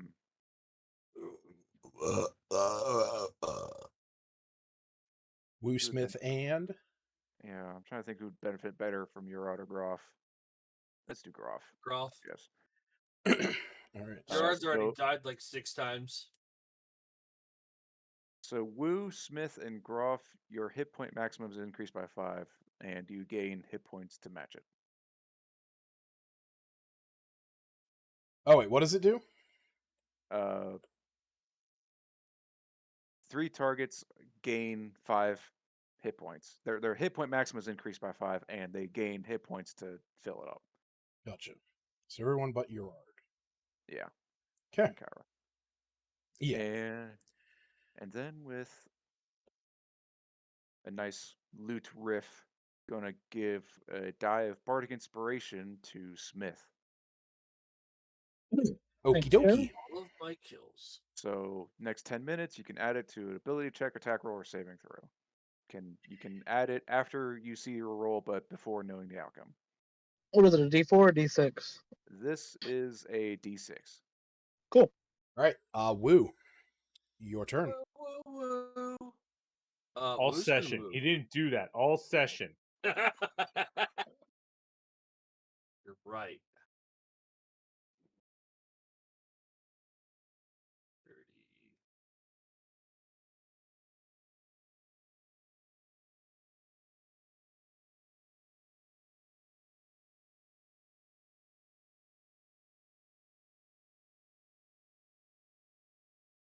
So I'm gonna go right behind these rocks here. Okay, so you are dashing. Yep. Go ahead. Are you trying to hide behind them? Yes. Okay, go ahead and roll me a stealth check.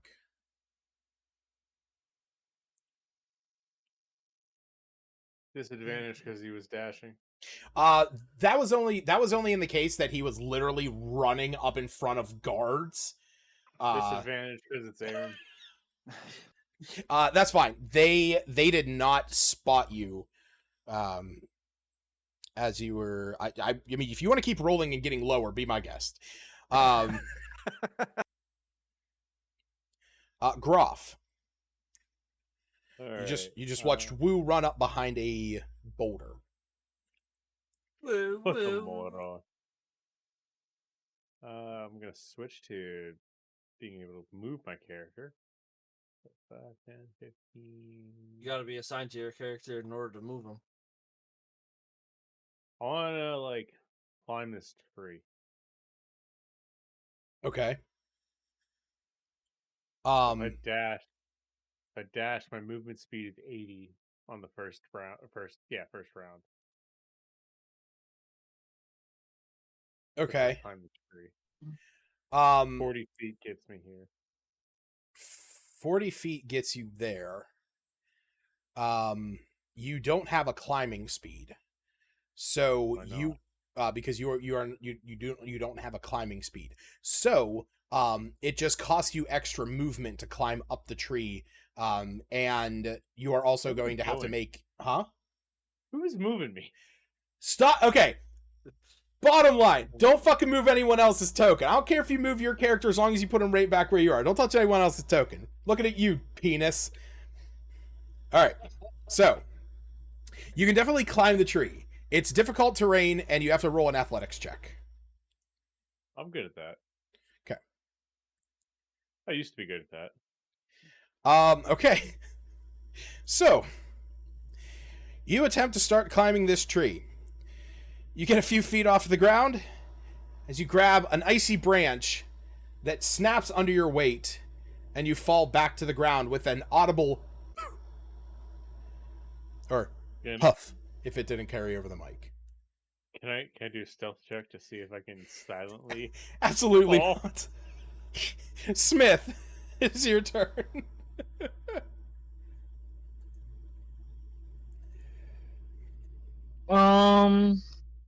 How far away are they? They're still pretty far. From you, they are 55 feet. Oh shit.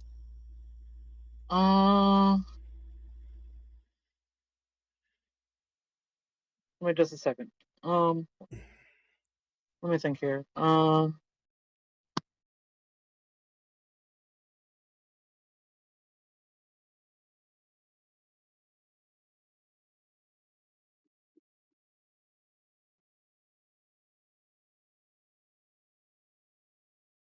Okay. I'm gonna run up next to, I think, do what Wu did. Okay. You gotta make a stealth check. Yeah, if you want to get up to there, and then stealth. If you want to get up to there and quietly without alerting them, yes, you'll have to roll a stealth check.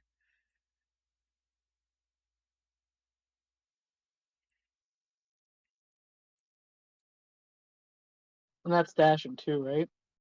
Yeah, that would be using all of your movement.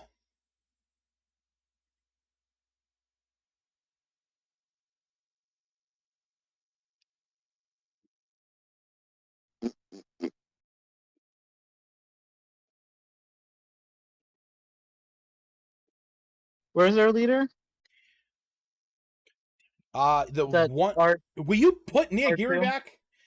Who is that? That was me. Oh, okay. That was me. I was Yes. actually saying Okay. how far away so I can plan my next thing. That wasn't penis. That's this is the leader up here. The He is leader is the penis. God damn it! If only there was a way to disable that. Gotta message the dev. The dev's just gonna message you back saying "get better, friends." Yeah, he is. And he would be right. Yeah, I'll do that. All right, go ahead and roll your stealth. Okay. All right, next is going to be Gerard.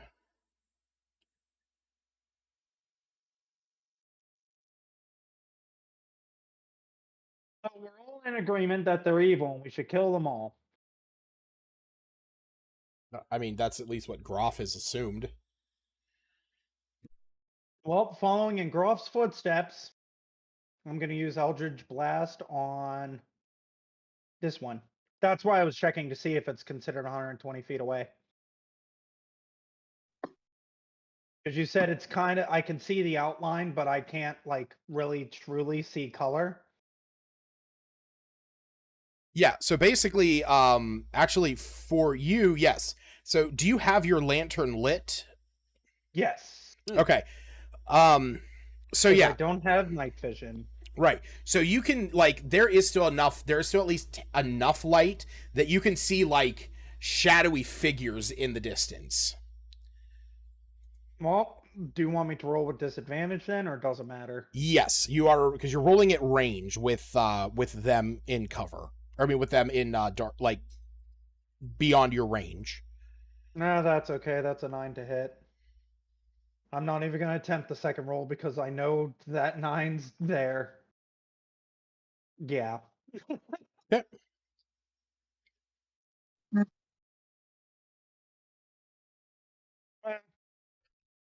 All right. It's about all I can do. Sorry, I had to touch something. And all right, so we're back to the top of the order. They saw and heard, or they see the light now down there as Groff's thud has Wild thud. has attracted their attention. They have not seen Wu or Smith yet, but they are going. God damn it! Okay, Aaron, you need to stop doing that because it's making my side lag. All right. Yeah. So they're going to rush out, ready to attack Groff. Anyways, I'm glad I gave assume you that prone. aid then. I too am glad that you gave him AIDS. 888. No, just aid, just a singular aid. Just a singular autoimmune disorder. Oh, All right. Kyra. Or disease, or whatever it is. Oh boy.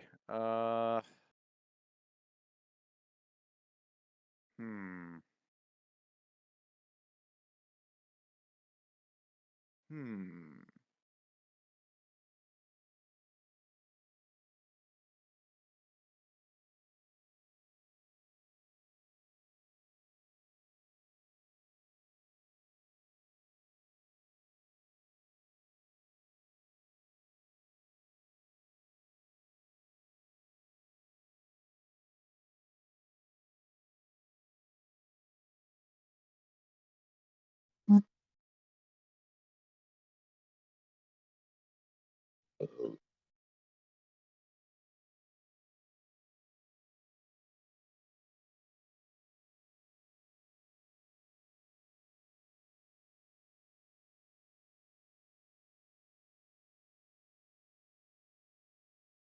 All right. So what do you got, buddy?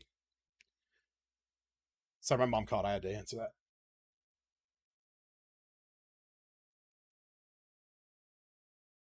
Kevin. Sorry, I'm just thinking.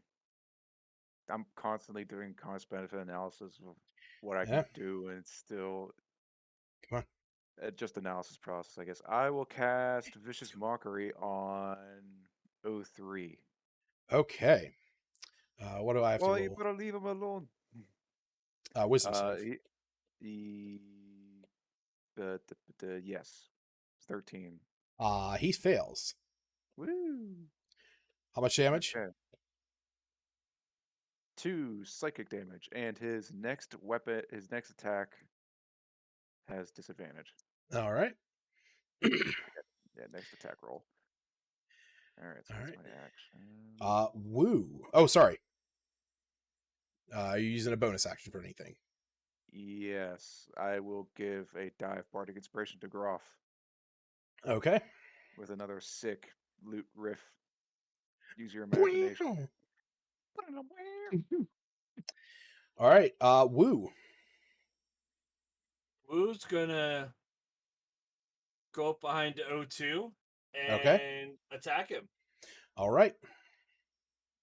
I will give you if you want to try and do it stealthily from his perspective, you can attempt to roll a stealth check.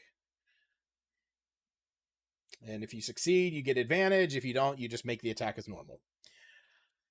Yeah, that's fine. I'll give you that. Go ahead and roll with advantage for one of your attacks. I'm also going to use Giant's Might. Okay. So. Yep, you are now large. Yep, boy. So, and that was my bonus action. Bonus action. So, all I have is a soft 20 to hit. That hits.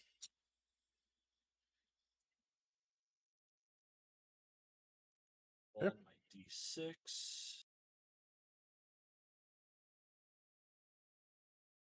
So 16 damage. Describe your kill. Whoa. Holy shit.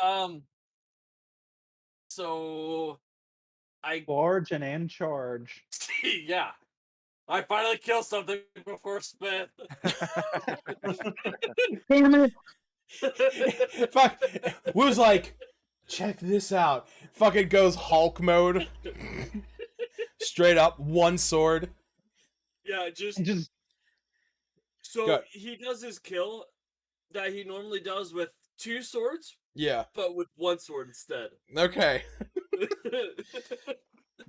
All right.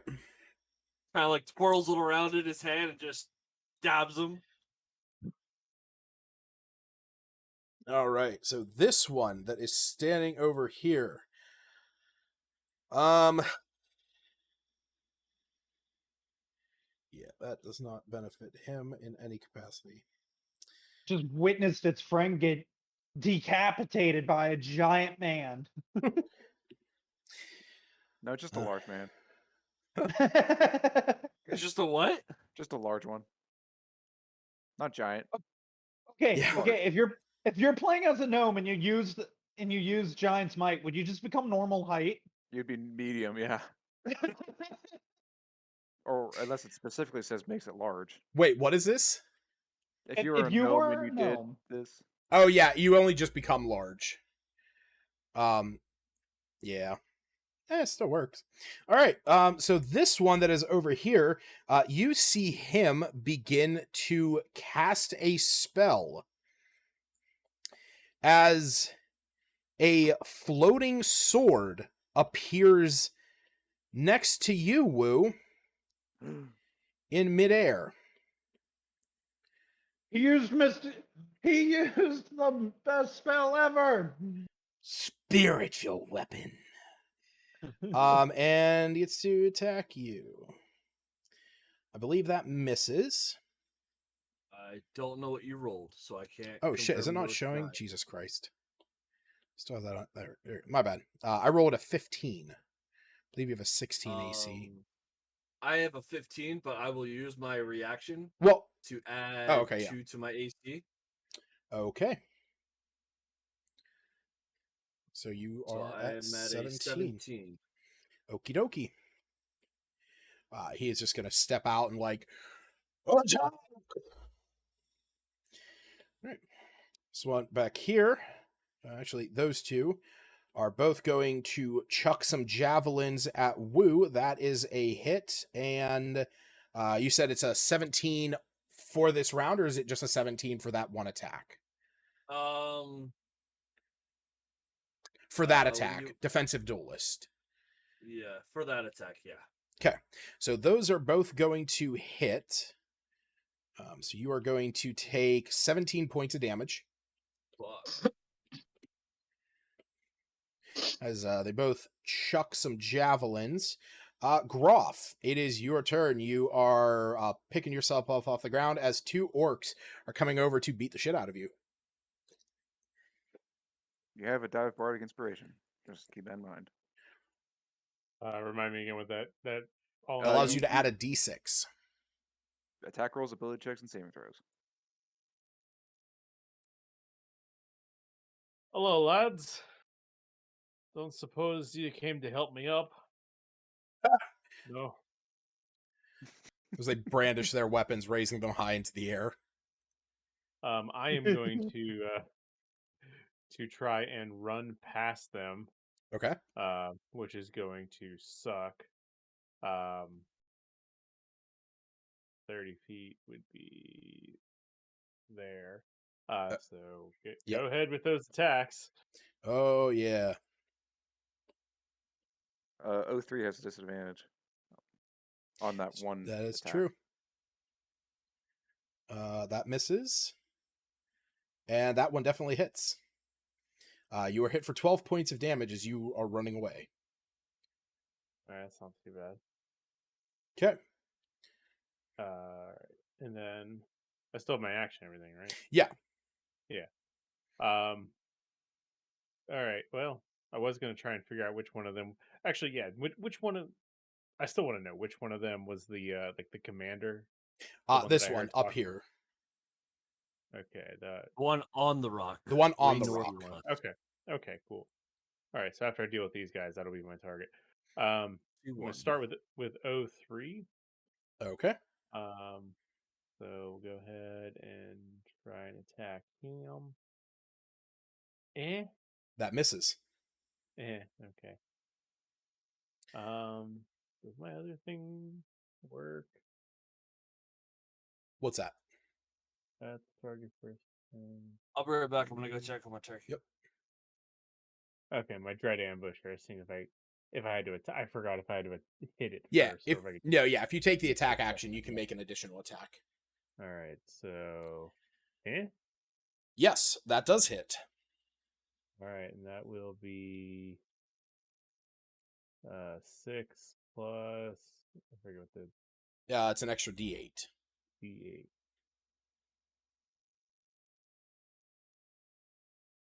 Total of 7 piercing damage. Okay, you embed an arrow into his shoulder as he is turned to the side as you ram past him. He is bloodied. Nice.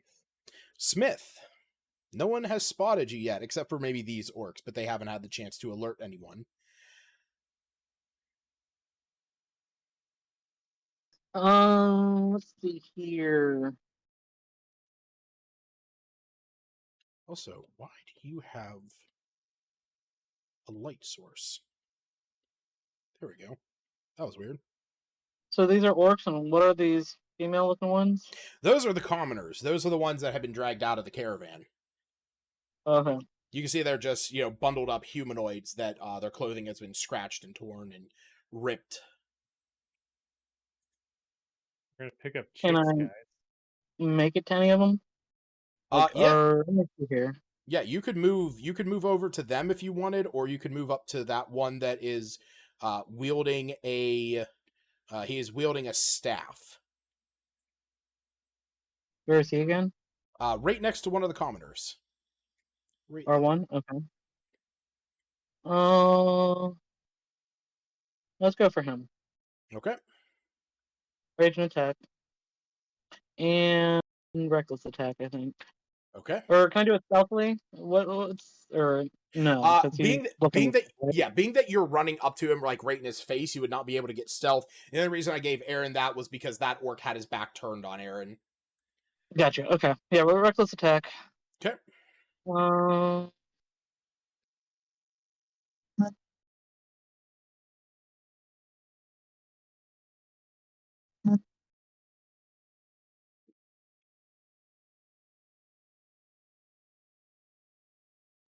Sorry. all good.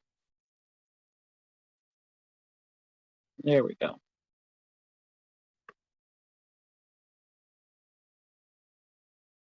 21. That hits.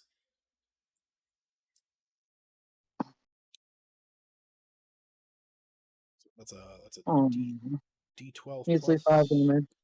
And then that's also going to be with a +7, or I mean with a +2 because you have your rage bonus going That's great. And I also have my Divine Fury. Yep. Go ahead and roll that D6 +1. Crappy rolls. Yeah. I think you still have a bard die. If you didn't already. Does that work on damage rolls? It doesn't work on Oh, damage. no, It just works no, on the no. attack. My But bad. that is still 10 points of damage. Be nice if you could use it for damage. That would be. I think as a war bard or like a valor bard, I Yeah. think you get that ability. Gerard. Oh. Gonna move there. College of Valor. Yeah. And I'm gonna use Eldritch Blast on this one. Okay.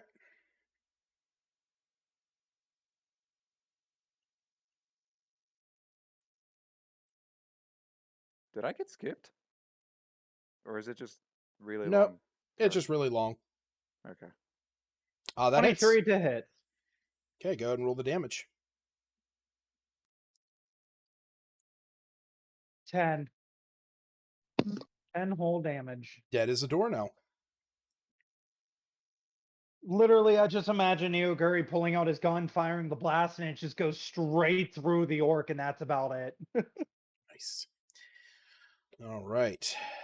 So, this one in the back is going to come down, basically stomping on top of the commoner that is on the ground there and attacking Smith with a great axe. And that misses. And they're now just standing on top of a commoner who's screaming? There was no Or scream. she dead? Oh, There- she's dead. There was no scream. All right. This one in front of you, Smith, he is going to pull out he is going to turn around his staff, which has a spear-like tip at the end, and is going to try and stab you in the stomach. That hits.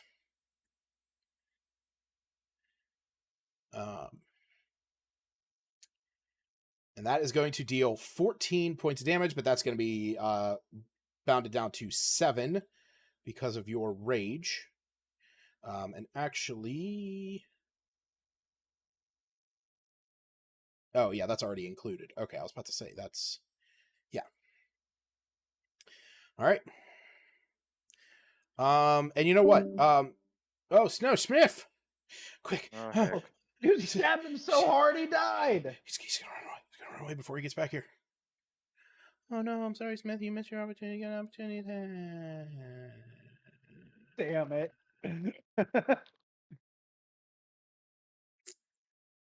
Well, I'll give him the opportunity to make an opportunity attack when he comes back.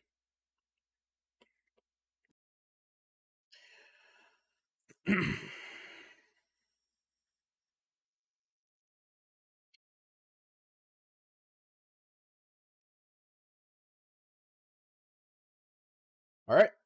You see the orc chieftain up top. He is going to hop down, raise his hands above his head, and he is going to shout, "Orcs, stand your ground! Kill or be killed!" And you see the orcs all sort of around, just like, "Oh!" And then he is going to chuck a spear directly at Wu. And that is going to hit with a 23.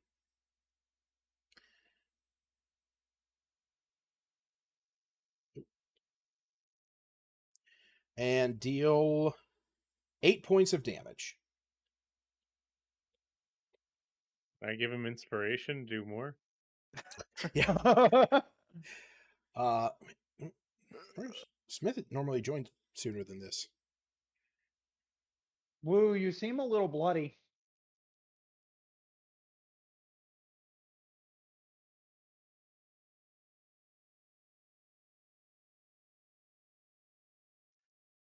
All right. It is this orc, seeing Groff running off. Huh, that rhymed. But also seeing Gerard, having just killed his comrade, is going to run down and take a slash at Gerard. Missing. Missing in the process. All right, Kyra. Okay.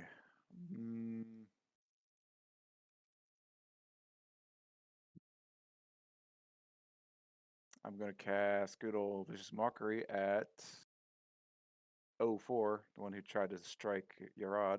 Yep. Wisdom saving throw, 13. Hey, there he is. Oh, wisdom saving throw? Sorry. Yep. Smith, I need you to make an opportunity attack if you want to. He fails. Go and roll your damage. Woo. 3 psychic damage, and his next attack has disadvantage. Yes, it do. Next up on the list. You there, Smith? Yeah. Oh, I see his thing lighting up, but I don't hear him. Yeah, that's weird. In the meantime, I'm going to cast Healing Word on Wu. Okay. Going to use a second level. Oh, wait. Oh, yeah, 63. That's plenty. Wu is healed for 8 hit points. Okay. Wu is no longer bloodied.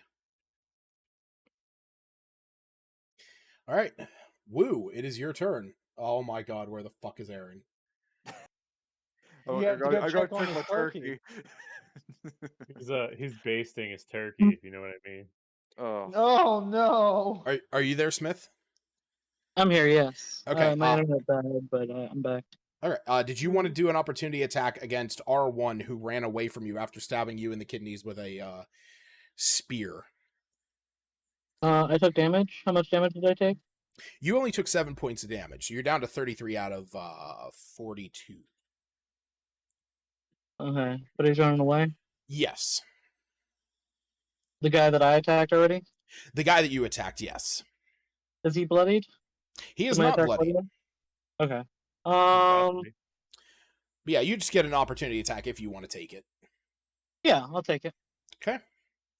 So go ahead and roll that attack, because I know you have Do I still Sentinel. have advantage? Sorry?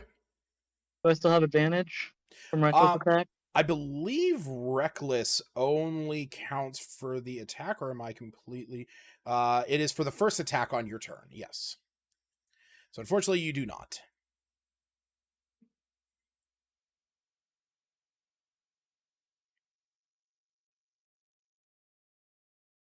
No. When you make your first attack on your turn, you can decide to attack recklessly. Did you not because attack you have- restlessly? I did. So I still get advantage on it, right? No, it's when you make your first attack on your turn, you can decide to attack recklessly, giving you advantage on the melee attack on melee weapon attack rolls using strength during this turn. Your turn has been over. Oh, okay. Yeah. Sorry. It's all good. Okay. Well, I'll still do it. I'll still attack. Sure. Roll it. Let's see here. Yeah. All right, yeah, that hits. Go ahead and roll damage. All right, he takes 9 more points of damage, and because 11. how much? 11, right? Oh, yes, Plus yes, yep, you are right. Yep, rage. And because of that, he can't move because of goddamn Sentinel. Yeah. Mhm. All right, it would be Aaron's turn. I don't know, you know, he's going to take the dodge Skip. action. All right, Orc Eye of Groomsh. He is going That is to... uncharacteristically cautious of Wu. Yeah. Mhm. Oh, there he goes. He's coming. I see his Oh my shadow. god. Too late.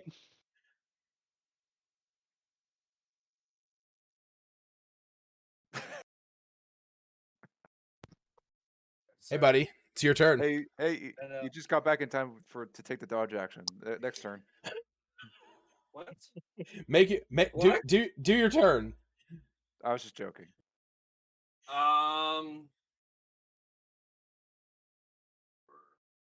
Also, you got healed for 8 points. You're up to 16 if you did not know. Wasn't I already at 16? No, I believe you were down to 8. I think he got hit while he was gone. Did I get Yeah. hit again while I was gone? Yeah, Yeah. and then you got healed. So you're up to... So yeah, basically nothing changed.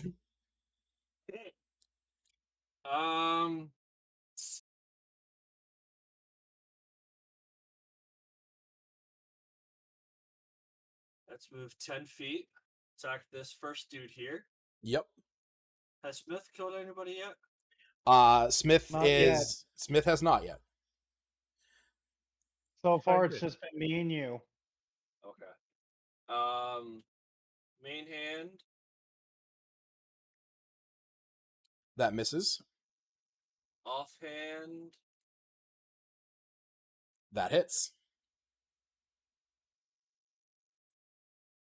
I would have laughed if you said it. That one missed too. Then he should have just took the dodge action. Yeah. All right. Looks like 9 damage. Okay. Is that everything you would like to do? That is everything I can do. All right. The orc. Yep. So I just want you to know, I'm going to step out again. When I get attacked, I want Yeah. to use my bonus action to use Cloud Rune. Yes. Okay. And who do you want attack to one or target? The other. This is the orc chieftain. There's We'll a go few. with the chieftain. Okay. All right, that is perfectly fine. That is actually what's going to happen, Ray Meow, because you are about to be stabbed in the gullet. Essentially. Yes, that's a nat 20. Well, I guess the chieftain's getting that one. Fuck! God damn it! Yeah. Well, Oh my god! That's 31 points of damage! I could have killed you! Coulda, woulda, shoulda.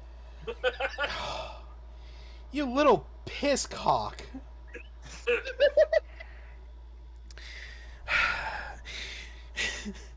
The Orc Eye of Groom goes to stab you in the gut with a goddamn spear end of his staff. A cloud forms around your waist as it stabs into the kidneys of the Orc Chieftain, who lets out a gurgling wince of pain. Fucking shit. I don't know. I thought that was awesome. Yeah, it was fucking cool as hell. All right, he is going to move back, and since you used your reaction, you don't get an opportunity attack. These two are going to run up to you now, and they are both going to attack. That would have been a 9, and that would have been a 17. So hold on. Wouldn't they have to use their action to pull out their weapon? No, because those the same ones that threw the javelins at me? Right, you can don a weapon.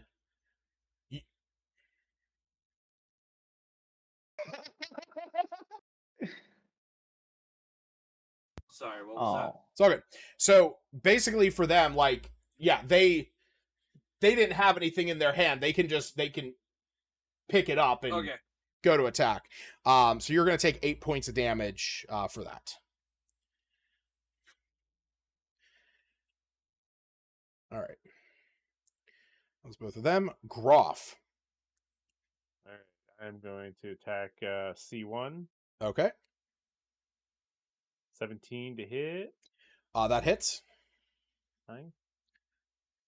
And then I'm going to use Favored Foe, which I believe is a D4. Yes, it is.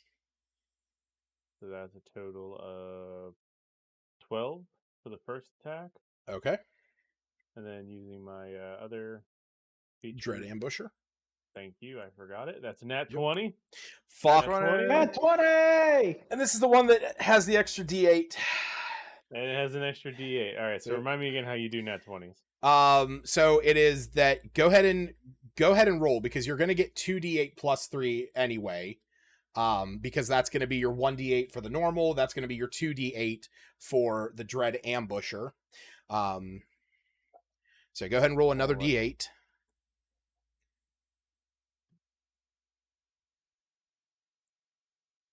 Okay, so that's going to be 10 plus the maximum potential of 2d8. So you're going to get 26 points. Nice. God damn it. You dead? No. But he wishes he was. He's very bloody. He's very bloodied. All right, Smith. I want to wait. Can I real quick? Shout out to Smith, buddy. Don't steal my kill. All right, I'm gonna go for the guy that they were targeting. I'm just kidding. Is my guy bloodied? The two that you are fighting are not. I'm fighting Is two. there two?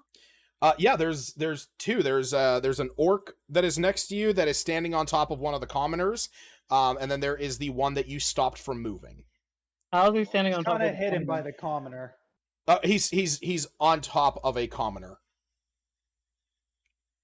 Like he literally, just stepped on top. He literally walked over and is like crunched down on it to attack you.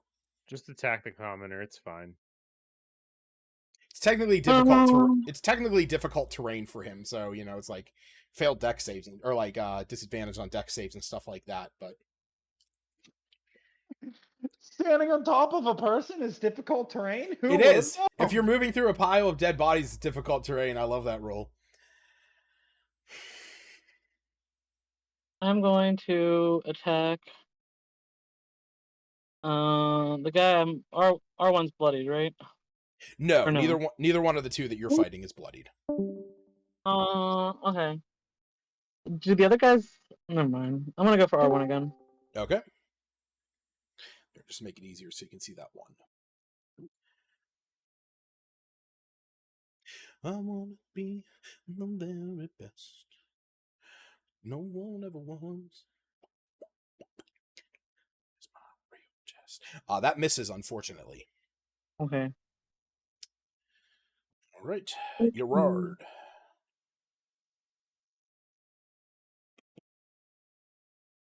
Wait, is Jared just not here? Oh no.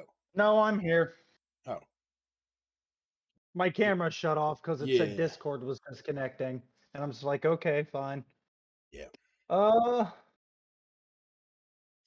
Well, since I can't really use anything, I'm gonna use throw hands to use the shove action and shove this asshole away from me. Okie dokie. Go ahead and make Neoguri's just gonna get super fat and shove him away. Yep. Perfect. Or wait, if you're shove. It's Oh wait, shove is a an athletics, or is yours versus his athletics or acrobatics. Except it would be using my spell DC. Correct. Yeah, which was what? 13? Yeah. He just barely succeeds. Neogiri is trying to sumo him the way, but unfortunately he is Because other than that, it's a ranged spell that I can't use because, Yeah. Well, I mean you would have just rolled it with disadvantage. Alright. Sure, let's roll. I already took the action. Doesn't matter. Continue. This orc is going to attack Smith again with a 13, and that misses. And this one is going to use his action to... Oh, wait. Fuck, he is going to use his action to What? Go ahead. I hate it because he wants away from me, so he's going to use his action to disengage. Roll your fucking attack, Smith. Goddamn Sentinel.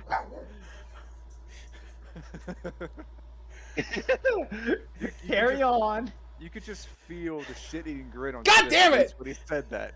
Roll your fucking damage. What happened now? God damn it, it's the disconnection between my knowledge and the fucking NPCs. Does Divine Fury work if I didn't get a weapon attack or didn't land a weapon attack on my turn, or no? Does it have to be officially my turn? The says first creature you hit on your turn. On each of your turns. Yeah, so no. Yeah, this would not get it. Okay. Fucking hell. Alright, well, that was his action. Well, What are you 15 trying damage. to do? by the way. Yeah, I know. He I tried already running counted. away, but he couldn't disengage. God. The orc chieftain, he lets out a battle cry. This turkey's amazing. And is going to run up to Wu and attack him with his spear. Dealing 15 points of damage. I'm going to first use, as a reaction, I'm going to use cutting words. As a reaction, when a creature that's not immune to being charmed, you can see, makes an attack roll, ability check, or damage roll, you can expend one use of Bardic Inspiration, roll a die, and subtract a number from the creature's roll. Okay. It's got to be like so 7. So I will do that right now. Aha. It's subtracted by 6. So that goes down to an 18. Oh, Down to 18? I thought you Oh. said it was like 16. How No, much it was damage did you do? it was a 20. Oh, No. wait. Are you reducing the damage? Yeah. I can do Oh. attack roll, ability check, or damage rolls. So I'm Sorry, doing I that. thought you were reducing to hit him. Okay. Yeah, so it goes down to 9 points of damage. Yeah. Cool. Wu is down. Not What? cool. Oh. I only had 8 health. Oh. I didn't know that. It's all good. Oh. That's why he was like, you gotta roll a 7 on a D6. Oh. Alright. It's still a cool ability. It is. It was very cool. I just imagine like this like healing surge overtaking him. The orc fucking the chieftain's just like twist. All right, this one is going to attack Urard again. That hits, and Urard's going to take 15 points of damage. Oh, I should have saved it for your Fuck. Oh, would you look at that? I'm gonna die. Kyra, it's your turn. I think most in this damn campaign, okay? Chill it.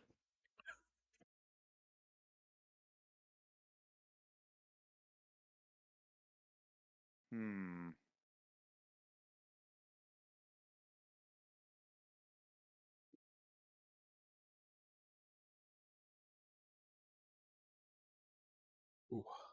Oh, I totally have to heal Woo because he's right after me. Yeah. Healing word on Woo. All right. 5 hit points restored. Right. Woo, you are restored for 5 hit points. Is he still giant? Does that affect? I believe giant does stop. Actually, no. It just says that you gain it for a minute. Yeah. Cool. It actually doesn't say that it stops. So there you go. All right. Unless you have a. I still got an action. Okay. Vicious mockery on what's his face? C1? Number 4. Oh, on C1. Okay. I'm hoping this. That's a nat 20. Take out the leader, and everybody else will scatter. What was that for the save? That's a nat 20. Ah, crap. Nat 20. Nat 20. He's As you shout at him, he spits in your direction. all right. Oh, such that's vulgar creature. Woo. I did what I could. Who's going to attack C1 now? Okay. That's my kill. Oh my He goodness. killed me. It's my turn to kill him. He killed me. Yeah. All right, roll the damage. Okay. Second attack. Hold on. Or yeah, Number off. D6. Oh yeah, true. All right, now offhand. Yep. Does that hit? Yep.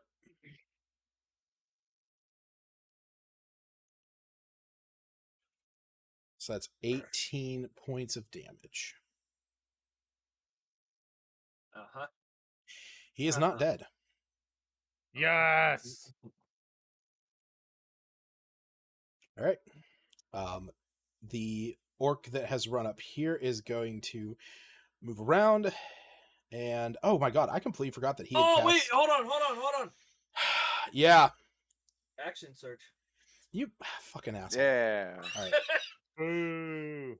I'll give it to you this one Sorry. time, but you gotta tell me that before I move on. I'm sorry. It's all right. Do your Go thing. You get one more action. I've Finish only him. been playing this game for a decade. Off Sorry. 20. Damn it. Roll your damage. Okay. 7. Hey Groff. Fuck. Yeah! Use cloud. Excellent. Rage quit. All right. You see this one, seeing the death of the chieftain, he is going to run down, pick up the chieftain's war banner and helmet, and put it on himself. And Groff, you hear him Now scream. the chief. You hear him scream, "Now I'm the chieftain!" Yeah, well, about that. And then these two, not in agreement, and both stab at Woo. Yeah. That's a miss, and that's a miss. Oh, good. Groff. I can only do healing word 3 more times. We're going after the new chieftain. That's 23 to hit. That hits. He is my new favorite foe. Okay. So that It is, just get carried over between the chieftains.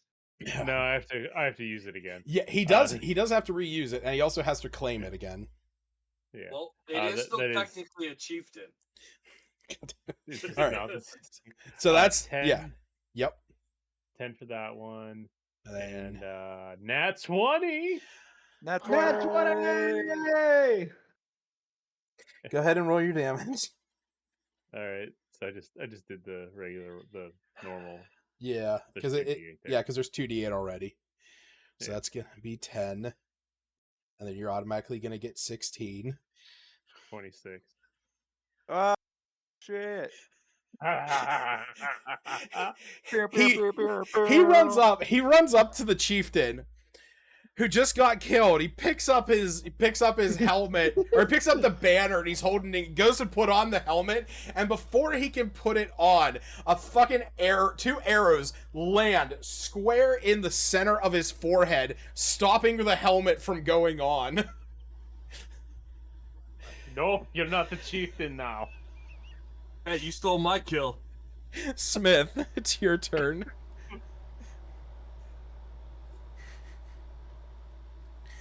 Oh my god. Let's see here. I'm waiting for one of us to go running up and put the helmet on, saying, "I'm the chieftain." I'm the chieftain. It's a race between Wu and Groff, so. I'm right next to it. I can just be like, mine? Yeah. You're under attack. I don't want to hear it. I'll shoot it off your giant head. What you got, Smith? It's large, okay? I have a large head. You sure do. I'm gonna use my bardic inspiration. Okay. Well, that I was gonna say, if you're attacking 06, that the 13 would have hit. Wait, If I'm attacking R1. okay, then with the bonus that you added, that hits.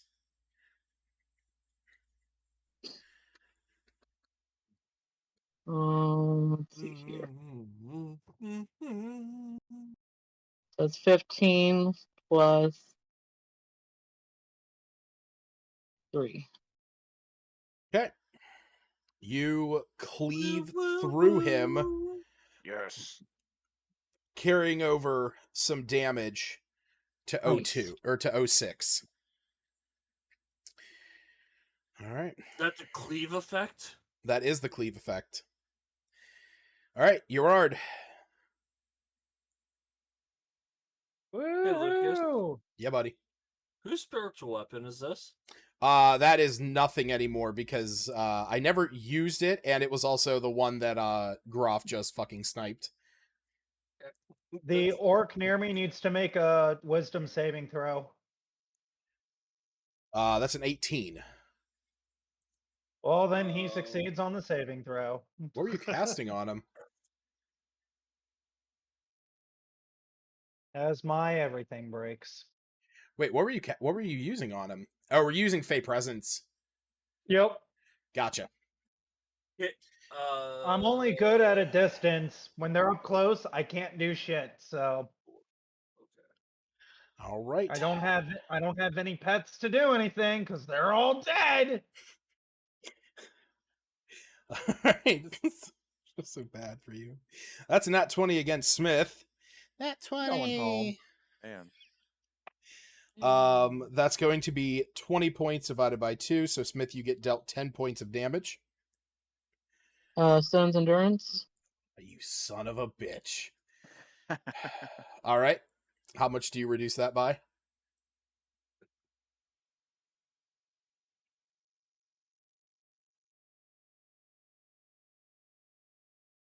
$8. Oh, God. Okay, so you take 2 points of damage.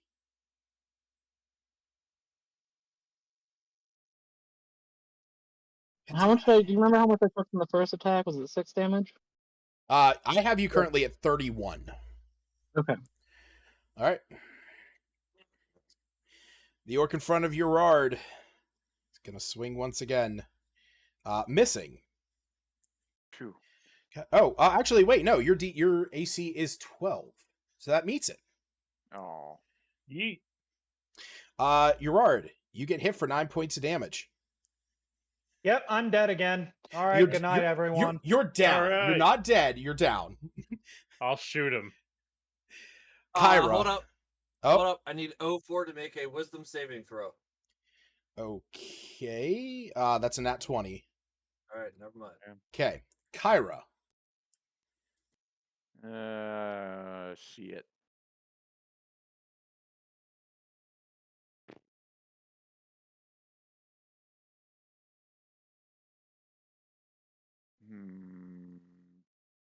Well,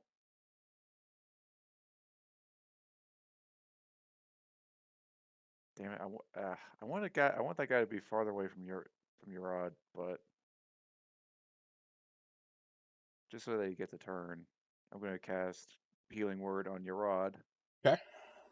Heal him for 5 hit points. Okay. Urard is back up with 5 hit points. And Woohoo! Vicious Mockery on 04? Okay. Yeah. It's good. That it's fails. Like weird, sweet. It's like weirdly pixelated. I can never tell if it's a C or an O. Yep. 2 psychic damage, and his next attack has disadvantage. Yep. And that is my turn. Okay. Woo. Has 01 or 05 been attacked yet? No, not a 1. All right, I am attacking 05. Okay. Crits. Okay. That's funny. That's What? funny. Your maximum amount. Yeah, go ahead and roll. Roll the damage for that. Okay. Which you said you were attacking number 1? 5. Number 5. Oh, you know what? That's right. You roll an extra d6 with that. You would have killed him anyway. You would have killed him right off the bat. Yeah, you kill the first one with your first attack. He was attacking 5. Oh, you were attacking 5.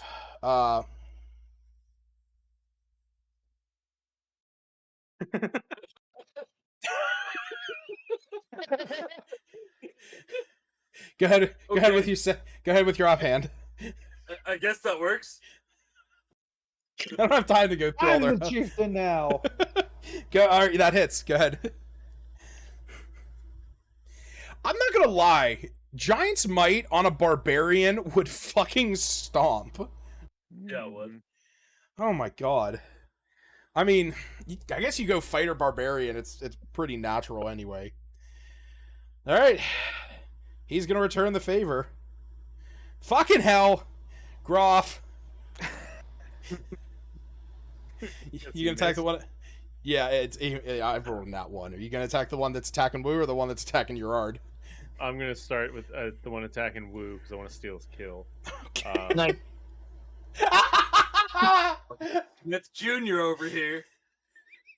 Um, Fucking shooting like underneath the arm of Woo, just to spite him. I'm gonna cast Hunter's Mark on 05 first. Okay. I Okay. get that extra d6 damage. Yep. So that's going to be soft 20 to hit, flat Okay. 20 to hit. Yep. Flats to 20.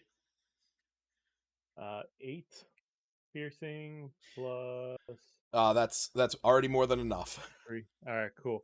And then my second attack, I will go ahead with 04. Uh-huh. Try and clean up house here. That's 18. Yep. That's 5, and then the extra d8 is 4, so 9 total. Oh fuck! I accidentally did the one that was right in front. Smith.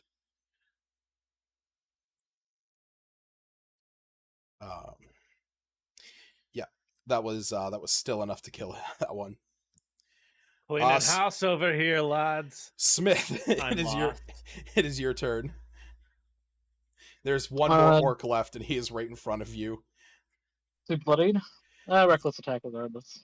Okay. I don't know. That sounds kind of reckless. I think 9 points will kill him, Smith. I think 9 points of damage will kill him.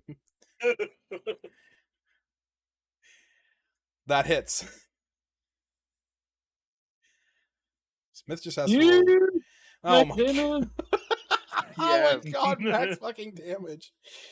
Oh my god. So instead of going straight Not down that with his matter. axe, he goes flat blade with his axe and just smushes him like a Yeah, pancake. it squishes him. God.